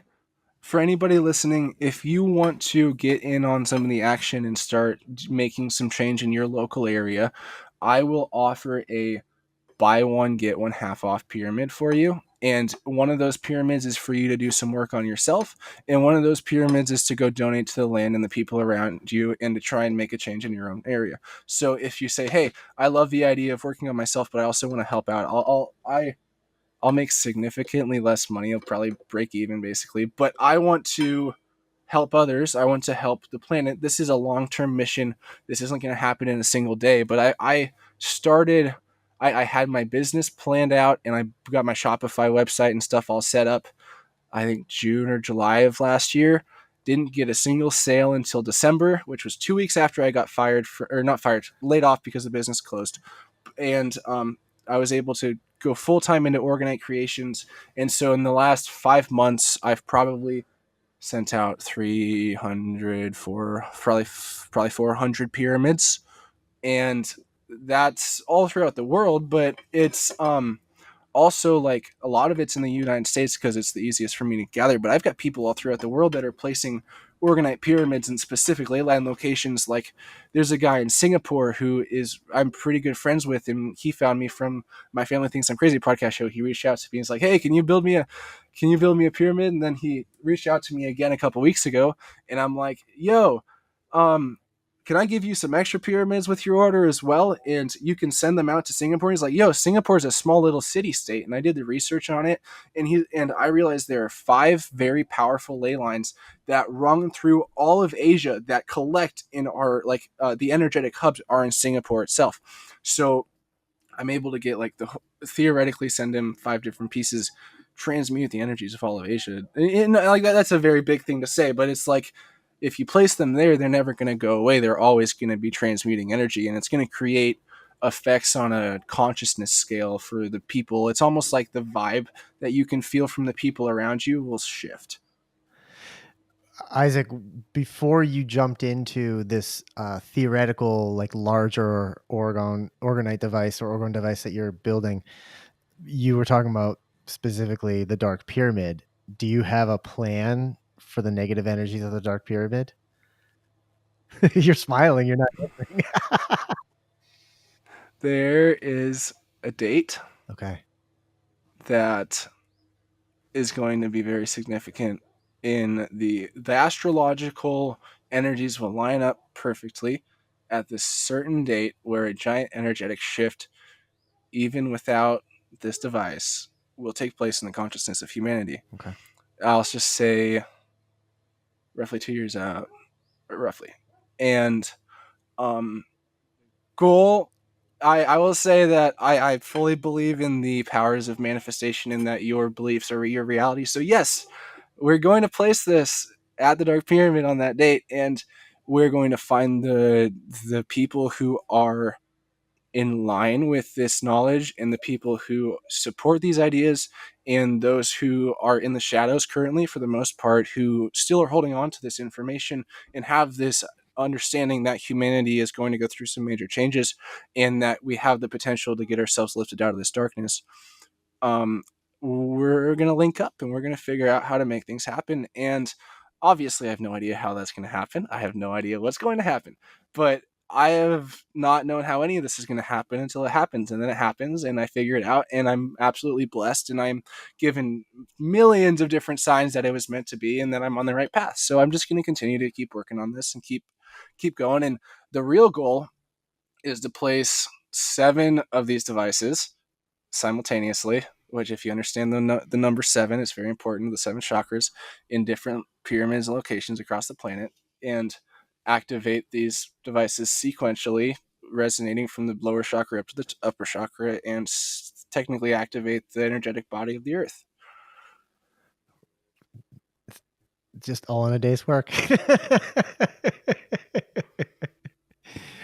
Some people, it's funny, Isaac, some people, their goal, they'll say like, my goal is to, someday retire young and own a lake home.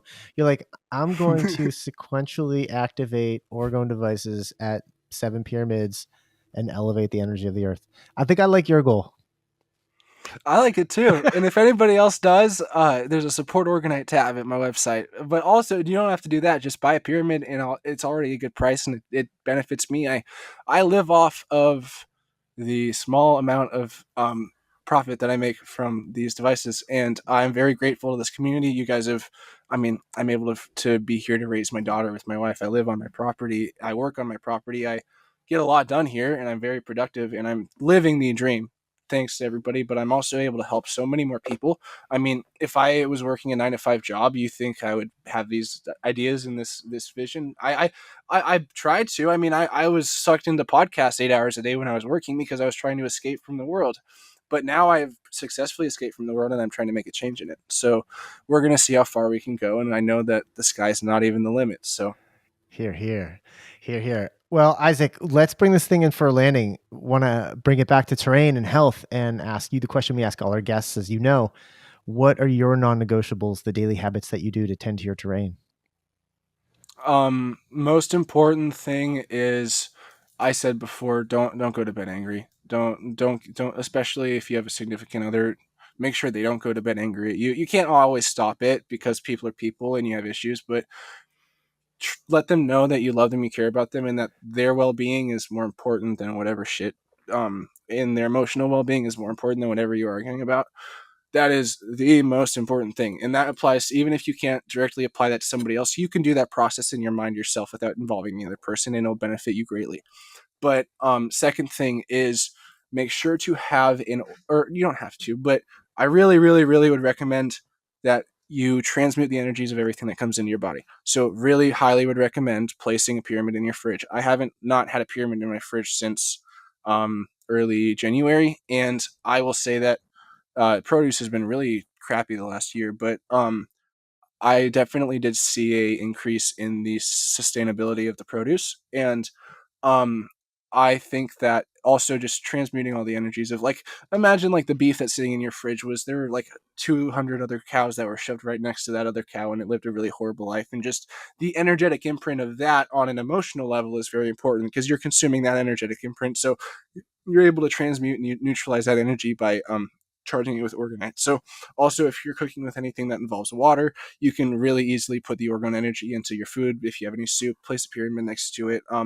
It really will help and do stuff. Just also keep a glass of water next to an orgonite pyramid. It really, really, really will help. You can do experiments. You can taste the difference in the water after it gets charged. Like, there are very significant differences. And so I will say to anybody, place an orgonite or buy a pyramid. It's my cheapest stuff is like just over $20. So it's like really, really reasonable. But buy an orgonite piece, put a glass of water next to it, have it sit for an hour or so. That's what I recommend. The longer you go, the better it is. But you can do it for 10 minutes. You can do it for however long, it doesn't matter. And then have a normal glass of water on the other side of the room, outside of the range of the orgonite. After an hour, take both of those glasses of water, take a sip of one of them, take a sip of the other one. You will be able to taste the difference. And it's not even going to be in the taste itself. It almost like it lightens the water. It like you have heavy water that you can taste, like different minerals and stuff. I don't know how to explain it because it's almost past being able to explain, but there's a real change. And I like to show people that itself. But also you can get like probably 2 or 3 times better plant growth, and like the healthier plant and the size of your plant will be drastically increased if you have orgonite next to it. I recommend if people want to plant, like if you have what goes into your body, the stuff that you're growing on an even larger scale, if you want to get really nitty gritty with it, have a garden. I recommend food forests are a very, very vital thing.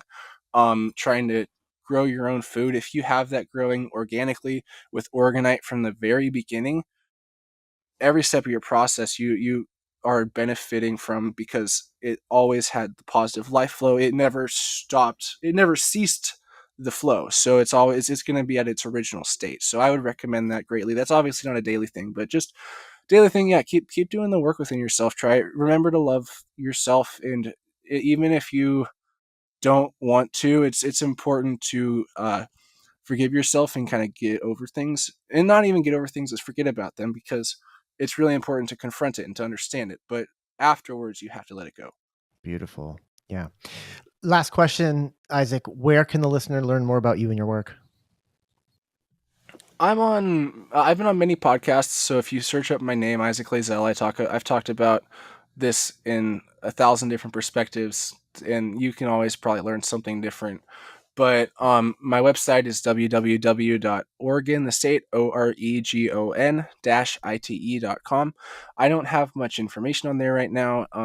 I've been so pedal to the metal creating my pieces. I kind of try and save a lot of it for the podcast form, because I feel like if you don't listen to me for more than if you don't listen to me for an hour, you're not going to understand the idea of this, because it's so out there and it's so different from anything else you've heard before. But I also have my own podcast. I released the first episode of it a couple weeks ago. I've got a couple of guests that are scheduling for the next one. It's called the Orgonite Hours. So if you want to listen to that, that's available for people, and there should be a lot more coming up on that soon. But yeah, that's about it. Love it. Isaac Layzell, thanks for joining us on the Terrain 30 podcast. It has been a pleasure. Thank you so much, Ben. We'll have to do this again sometime. You can count on it. Yes, Mikey Mon. We're in the after party in the Pineal Room. Hi. Let me ask you something. Well, go ahead. Right out of the gate. After our Mitch conversation, I feel like you had some amount of trepidation. Like, was that really a terrain-based conversation? And I pushed back saying, absolutely. What's your thought now that if a month or two has gone by? Yeah, well, it's not necessarily the month or two going by. It's actually this conversation. As I said to Isaac after we stopped recording, I said I thought he did a wonderful job bridging orgone energy and the terrain via like the chakras. And to me, maybe for me, it's just a matter of having more and more of these conversations, and every time you pick up a little something new. Mm-hmm.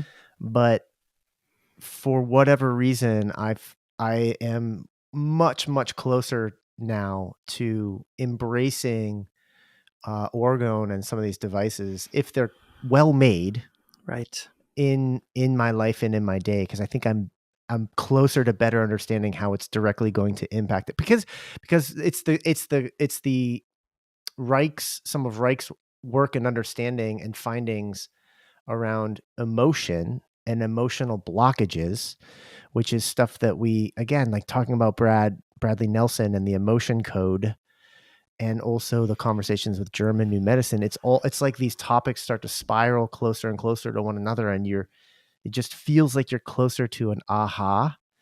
And it feels like orgone could be a really important piece of the puzzle.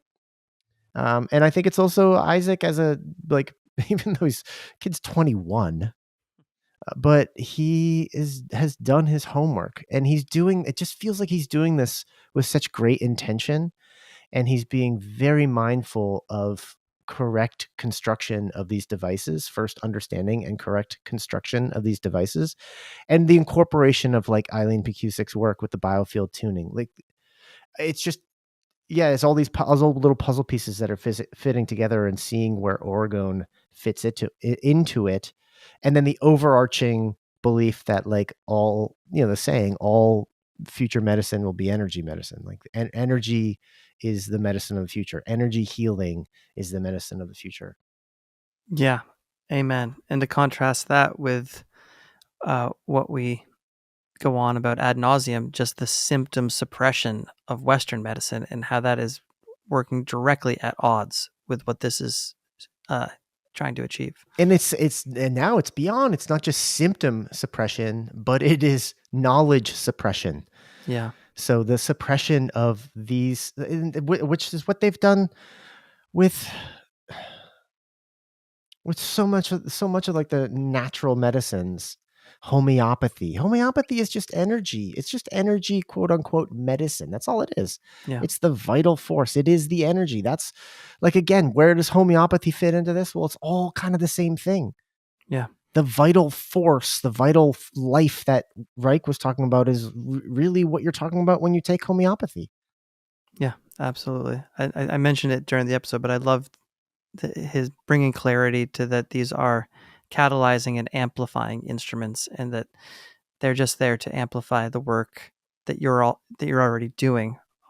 But also, like you said, with the poorly made ones made out of slave labor conditions in China or what have you, that they can actually do a great deal of harm. And it's funny, I've got a couple of those. It's like, what am I going to do with these things? Yeah, bury them maybe. I don't know. Go put them with the Dark Pyramid. Go before he busts the Dark Pyramid with whatever.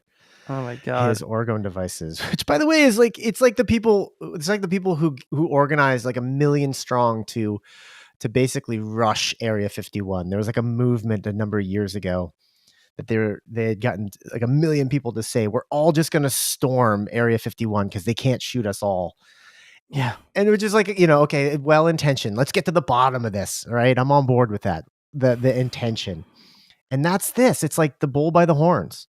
It's what we were talking about before we hit record is the so much like link flinging around and the doom scrolling, and we're just going to share the doom scroll findings, and who's taking action. Right.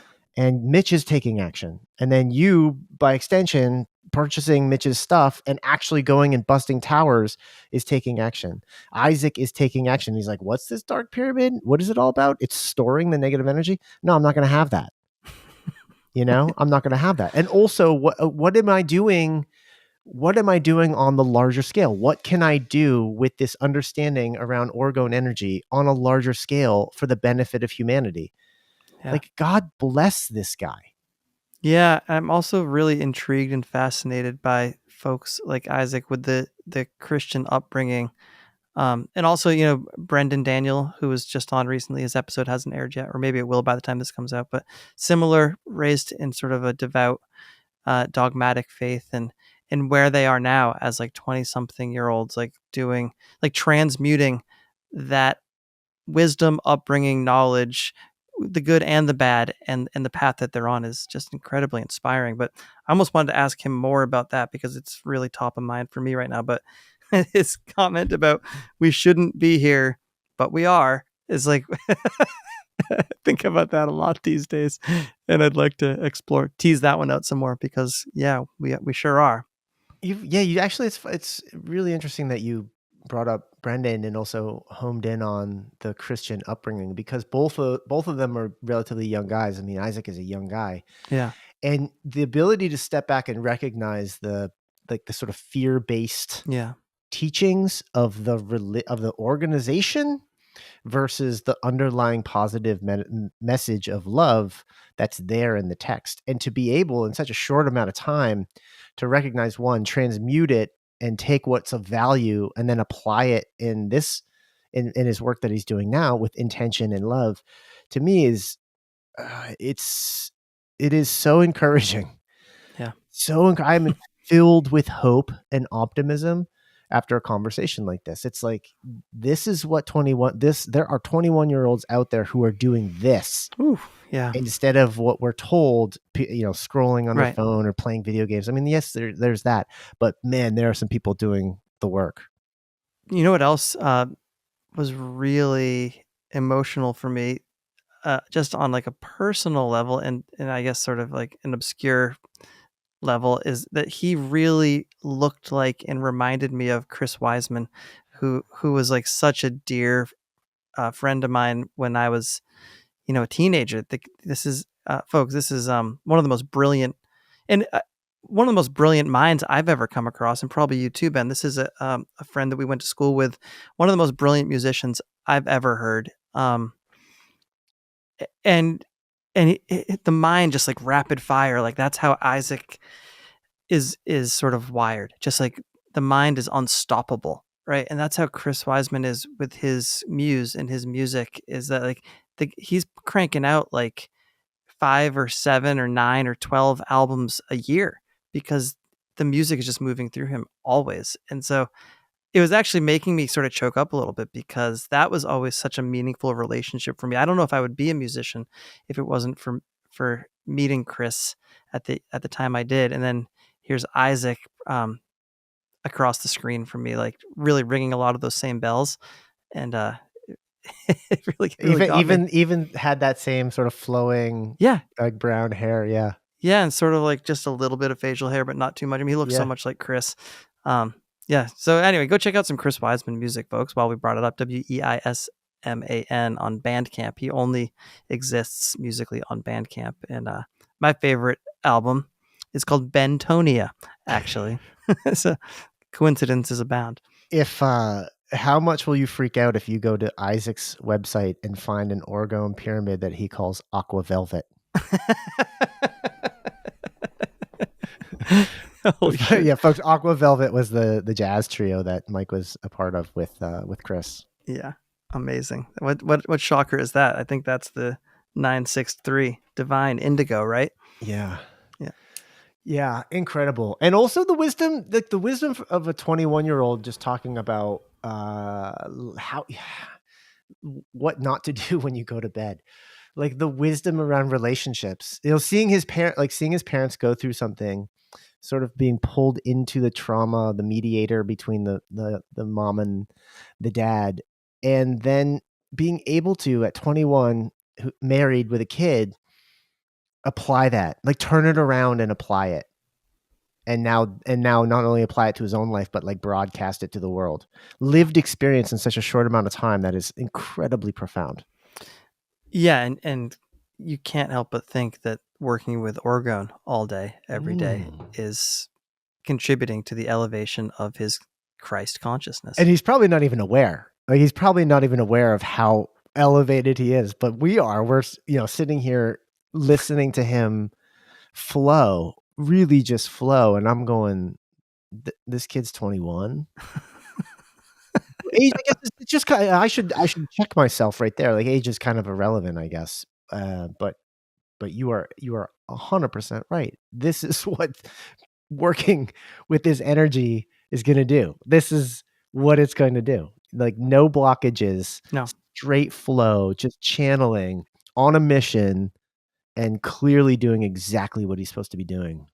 Yeah, as a tool of amplification. Also, in the to relate it back to music, it's funny because this is sort of a pet peeve of mine. It's very, very, very, very difficult to amplify an acoustic guitar and have it still sound like an acoustic guitar. I just run mine into an old tube amp, because even though it doesn't sound natural, it sounds good to me. Whereas like just the straight plugged in acoustic guitar sounds really bad, just like really bad. And it would even go so far as to say it's like ruining contemporary folk music, because like whether people care or know or not, like if something sounds pleasing or if it sounds like plastic. You just know. You just know. But that aside, that little rant aside, the technology for acoustic guitar pickups still, but early on, or maybe it was a breakthrough, was called piezo pickups, which are tiny little crystals embedded into a piece of metal to serve as an amplifier. So Of course it is. Of course it is. It's like, duh. Yeah. You know, I never really thought about that word. Like they call them piezo pickups. Why? I don't know. That's just what they're called. It sounds cool. Well, no, it's actual science. Yeah. I continue to be humbled when we have these conversations and crystals come up and quartz. Because I like, man, 20 something year old Ben is being educated. How I poo-pooed it, man. I poo-pooed it. I poo-pooed astrology, all of it. Oh man, I just listened my comeuppance to Eileen McCusick on Alex's podcast, The Way Forward, recently. Mm-hmm. And it was a great episode. It was very long. It's like another 2-hour one. But I was just listening and doing some gardening, and I had time. But like halfway through, all of a sudden, she's relating her work to the zodiac, and I'm like, motherfucker! Like, here we are again. Yeah, like, all roads lead back to that and the sky clock, and it's just so validating and beautiful. And here we are again with the chakras and the zodiac and the minerals and the energy, and yeah, it's all starting to make sense one piece at a time. It is. It's coalescing, isn't it? Yeah, it's coalescing beautifully. Yeah, it's fun. Yeah, how are you doing? We haven't done a wellness check episode in a while. No, we missed our winter one, I think. We did. So we're overdue, folks. We are aware. I mean, I know everyone out there. Everyone's clamoring for the wellness check number 4 or whatever. Right. Correct. Obviously. How you feeling? How's that shoulder? Shoulder is loosening up. Okay. Yeah, and I almost wonder if it's more like an emotional letting go than anything else, honestly. Yeah. I was under a fair amount of stress last fall, if you recall, and sort of reached some resolution. If not resolution, at least some amount of like release emotionally surrounding that. And I think that probably has a lot to do with what was going on with my shoulder. So that's great, man. It's like 90% better in the last month or so. It's hard to hold on to the negative emotions when like beautiful spring. Also true. Flowers blooming, your hands are in the dirt, you're planting. Out in the sun. Yeah. Right? It's really hard for me to wake up or go to bed in a bad mood when I'm hearing birds chirping and yeah. Yeah. Yesterday I was awoken by, I had the windows open, and the weather's been glorious the last couple of weeks here in the Hudson Valley. And there was a very, very loud buzzing of a bee, or it was so loud I thought it must be like a wasp or a hornet or like some very large insect of that ilk. But so much so that this was like, I don't know, as the sun's coming up, 5:30ish, and I get out of bed because I thought it was in the room with me. I thought it was like right by my head, which, you know, is unsettling, right? You're like sleeping and there's like, is there a buzz like circling a bee? And it was outside the window. It was on the other side of the screen, and it was just sitting there, and it was a honeybee. And I thought, you're coming to tell me something, aren't you? Like that was that was my initial thought. And I also thought like, okay, maybe a bear knocked over your hive. Like you need my attention, right? Like you're coming to visit me.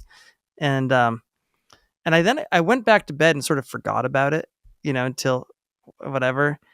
And as I was doing my chores throughout the day, it's like, oh, I got to go check on the bees.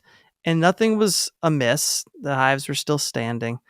But what was going on was last week I had put a whole bunch more wood chips around them to keep the weeds down. There is an electric fence around them to try to keep the grass from going up and touching the fence and shorting it out. And there was a beautiful flush of wine cap mushrooms that had grown that I completely would have missed. Was the bee coming to tell me, go check on the mushrooms that you forgot that you have been planted around there? Yes, maybe so, maybe not. But like, I was so grateful for that visit, you know? Yes, it did. That is exactly why it was sent. Well, it was just like, I don't know, it was a nice reminder of like spring and like tuning into, just like not blowing off things like that, like really paying attention. Yeah. Here. Feels good. Like life is good here. Like putting seeds in the ground and setting up my rain tanks, and that's just like, I think we talked about this probably a year ago, like being go time, right? Yes. For gardening life. Correct. And I'm also helping my buddy Scott put in his garden, and we just inoculated like 25 logs for him. And now he's hiring my buddy Ovi to come help him. It's just like, it's like it's spreading in this beautiful way. It's spiraling. Spiraling out, the garden culture and homesteading and like self-sufficiency. And I'm also feeling more emboldened to share more information with like a broader circle of people, maybe because more time has passed since 2020, where it's not as much like walking on eggshells little by little, right? And I'm feeling more like there's more a receptive energy out there for some of these ideas amongst like-minded people and otherwise. And so that feels good too, because that ultimately is a more truthful way for me to be operating. Yeah, you're not silencing yourself. Correct. Yeah. The family's good, kids are good, wife is great. Like, it's just it's a good time right now. It is. Shows have been great, music's been great. Things are great. Yeah, things are great. Let's ride it. How about you? You same to report? No, everything's been great. I have a sort of similar, this is a occurrence, like everyday occurrence. It started last spring, and maybe this bird has been doing this on this house every year of its life. But I get this chickadee that pecks at the window. The chickadees get very territorial. I don't know if you have any in your area, but chickadees apparently get very territorial, and they see their reflection and they think it's a rival, so they peck. And this one, I parked my truck right outside, and my side mirrors are covered in poop because it just assaults itself. But it'll do it at the windows, and what wakes me up in the morning, and I've not used an alarm for decades now, and what wakes me up in the morning is I call him peck and poop. It's actually my dad had one, and when he realized I did, he's like, oh yeah, we call him Peck and Poop. So this is Peck and Poop Jr. comes at the window right outside and just starts pecking. Like, as soon as the sun just get a little bit of daylight, it pecks at any window, all the windows around the house, it starts pecking at, and that's what wakes me up. And incidentally, a lot of the screens are just covered in bird poop because it pecks and it poops. That's its name. But that's my wake up in the morning, and it's my reminder. It's great. It's like, I've thought about how I deal with peck and poop, because I don't like having my truck sort of covered in poop, but at the same time, he lives here too. And at this point, I'm like, oh yeah, it's my alarm. Peck and poop's up. I'm up. Let's go. Go right outside, like say hi to him, go ground and do my qigong, like in the grass facing the rising sun. Yeah. And I thank him now. Last year I was cursing him a little bit because of all the poop on the car. And I'm like, you know what? You're doing your job, and I'm not missing any daylight hours because of you. You transmuted that shit. I'm transmuting that. Yeah. I love and just doing some barefoot hiking, man. Oh yeah. Tell the audience about that. That's a new endeavor. So I'm living in New Hampshire, and there's the 4,000 footers. These are 4,000 or above foot peaks, and there are 48 of them. And it's pretty common for people in New Hampshire, and even outside New Hampshire, anywhere in New England, to try to hit all 48. It's just like a goal. And so after moving here last year, I was like, yeah, I should probably hit. I can't believe I've lived in New Hampshire during middle school and high school and done so little hiking in the whites. We just, our time, I was playing soccer. Like, my free time was playing soccer, playing music. I love hiking. This was a good opportunity for me to get out. And I was like, in Vermont, before leaving Vermont, I'd started hiking barefoot. Camel's Hump was like the second or third tallest mountain. It was like 10 minutes away from me. And this was around the time when we were doing this podcast. I just decided I'm going to kick my shoes off and try this trail that I've done a million times up Camel's Hump, Burrows, do it barefoot. And it felt really good. I felt amazing. I didn't cut my feet. Like, I got mud, but I felt like I had great traction. So I just decided I'm going to do the 48. I'm going to do the 48 4,000 footers barefoot. So that's what I've started. I've finished the second mountain, the second peak. Folks, you can follow the journey at Bare Feet Ben on Instagram, at Bare Feet Ben, all one word. And I'm just sort of, documenting it. I haven't really put it out there to the 4,000 footer community yet, because I know I'm going to get a lot of hate. I know I'm going to get a lot of people who are like, you're an idiot. You're just going to, you're going to cut your feet. I'm dreading some of the mountains that await me, Yeah. like the Presidentials. It's really gnarly rock up there, like really razor blade sharp rock, I think, in some places. But I'm going to get my feet calloused. Yeah. They're already getting calloused. And I've already had a crazy adventure on peak number 1 because there was ice, a lot of ice and snow at the top that I was not anticipating. Yeah. So I had to channel my like literally just go Wim Hof and breathe as I'm hiking through a mile of ice and snow. Damn. And it's been incredible. It's been incredible so far, and we'll see how far I go. But I love staying grounded, and I feel like I have better traction. I feel better connected. I think one of the pieces is living. So it dawns on me that how do we experience the world through the 5 senses? How do we stay in the now? Like we can use the 5 senses to stay present in the now. And wearing shoes, like thick soles, we are removed. Like we basically cut off this one sense that we otherwise would have like great connection with our present, our now, because we don't feel through the soles of our feet when we're walking. And by removing that barrier and then hiking on a beautiful location like a mountain, I feel so much more pulled to the present and really experiencing the moment through my feet with every footfall, that it becomes an even greater meditative act to go hike a mountain by doing it barefoot. Yeah, you've removed a symptom suppressor. I completely have. I've removed a symptom suppressor, and I feel the benefit. Like days after doing it, I'm the residual whatever I got from being on that mountain persists. Yeah, I believe it. I'm happy to say that I've got cold plunges back in my routine, which were sort of gone for a while, and that feels great too. It's funny. There's 3 opportunities I had in the last few weeks. One was Lake Michigan, which maybe I mentioned. That was great. And I had my buddy Scott to embolden me, and we just did it. And stayed in a long time, like 12 or 15 minutes. And then the very next day, we went on a hike with my buddy Seth to a creek. And for whatever reason, that day I could only go in up to my waist. Like I just couldn't plunge. And I have had that issue when there's like a lot of people around where I just can't like go inward. And maybe that was part of it. But, and then just a couple days ago, locally, it was a really blazing hot day. And we were at an event at Ashokan where I was sort of helping out a little bit, but not very much. I could disappear for an hour or two. And I went to my favorite spot, the spot, the Hoot where we all went. And for like the first 10 minutes, I was like, oh, maybe I'm just going to do my waist. Like I was really wimping out. And then all of a sudden I like bit my bottom lip and just went all in up to my ears. And it was, as we know and have said often, you never regret having done an ice plunge. And I stayed in another 15 or 20 minutes, and I've been feeling the residual for that. Absolutely.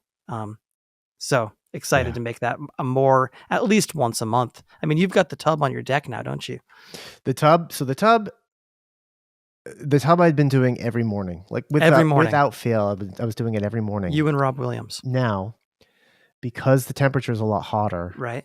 That thing sits out there. It's getting morning sun. And even with all the ice that my freezer produces, and I got these big molds online that give you these big, like igloo sized blocks of ice. I throw that in there when I first get up, and I have a little thermometer. I can't get it below 60 degrees. No kidding. So I'm actually on the hunt for probably a commercial ice maker is what I'm thinking. Yeah.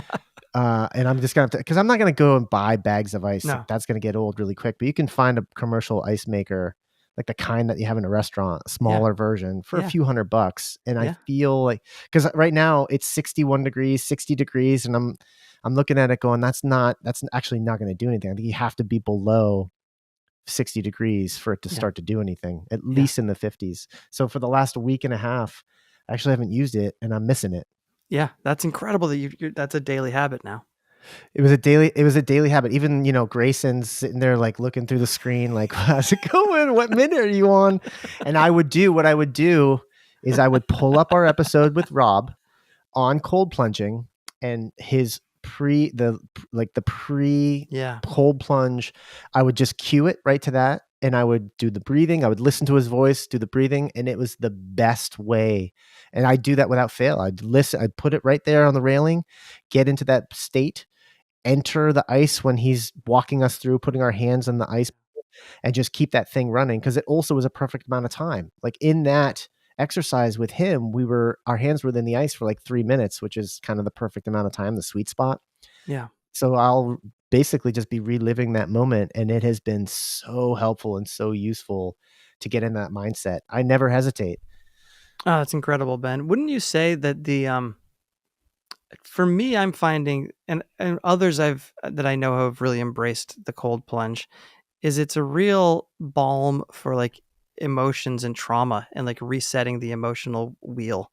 I know there's all sorts of physiological benefits as well that we've discussed with our episode with Rob, etc. But for me, it's the emotional piece that I think is I value most from that experience. I would agree. I would agree. And I don't know exactly what's happening with you emotionally before you get in and what happens when you get out, but it's an immediate like start to your day sense of accomplishment. And it's not just a sense of accomplishment like a to-do item that doesn't take much. That was actually challenging. Like if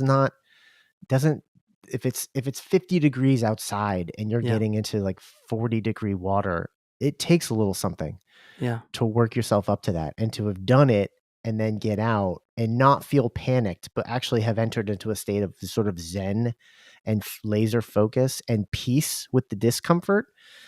It is an emotional just boost to the rest of your day. And as you stated the first time we talked about this, it's that feeling that I can do hard things. Yeah. Let's start your day that way, and nothing can stop you. Everything else is easy. Absolutely. Everything else is easy. Yeah, whether that's your to-do list or just like, again, some emotional baggage that you've been carrying around. Correct. It's great, man. I'm glad to hear it.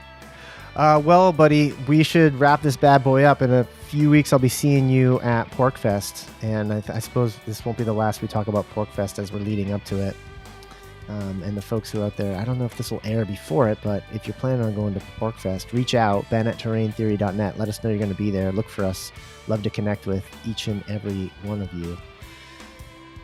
Remember that you are light. No, hold on. I got to do the disclaimer. I guess Isaac already did the disclaimer. Nothing you heard. Well, also here. You got to do the terrain, the discount code. Thank you. Yes, Isaac was very gracious, and he is extending to each and every one of you out there a discount code. Use discount code terrain at his website, and the link there will be in the show notes, and you'll get 15% off purchase of a orgone device. Nothing you heard here should be taken as medical advice, as neither Mike nor I are medical experts. Remember that you are light, you are love. Your life is a Word doc. Don't go to bed angry.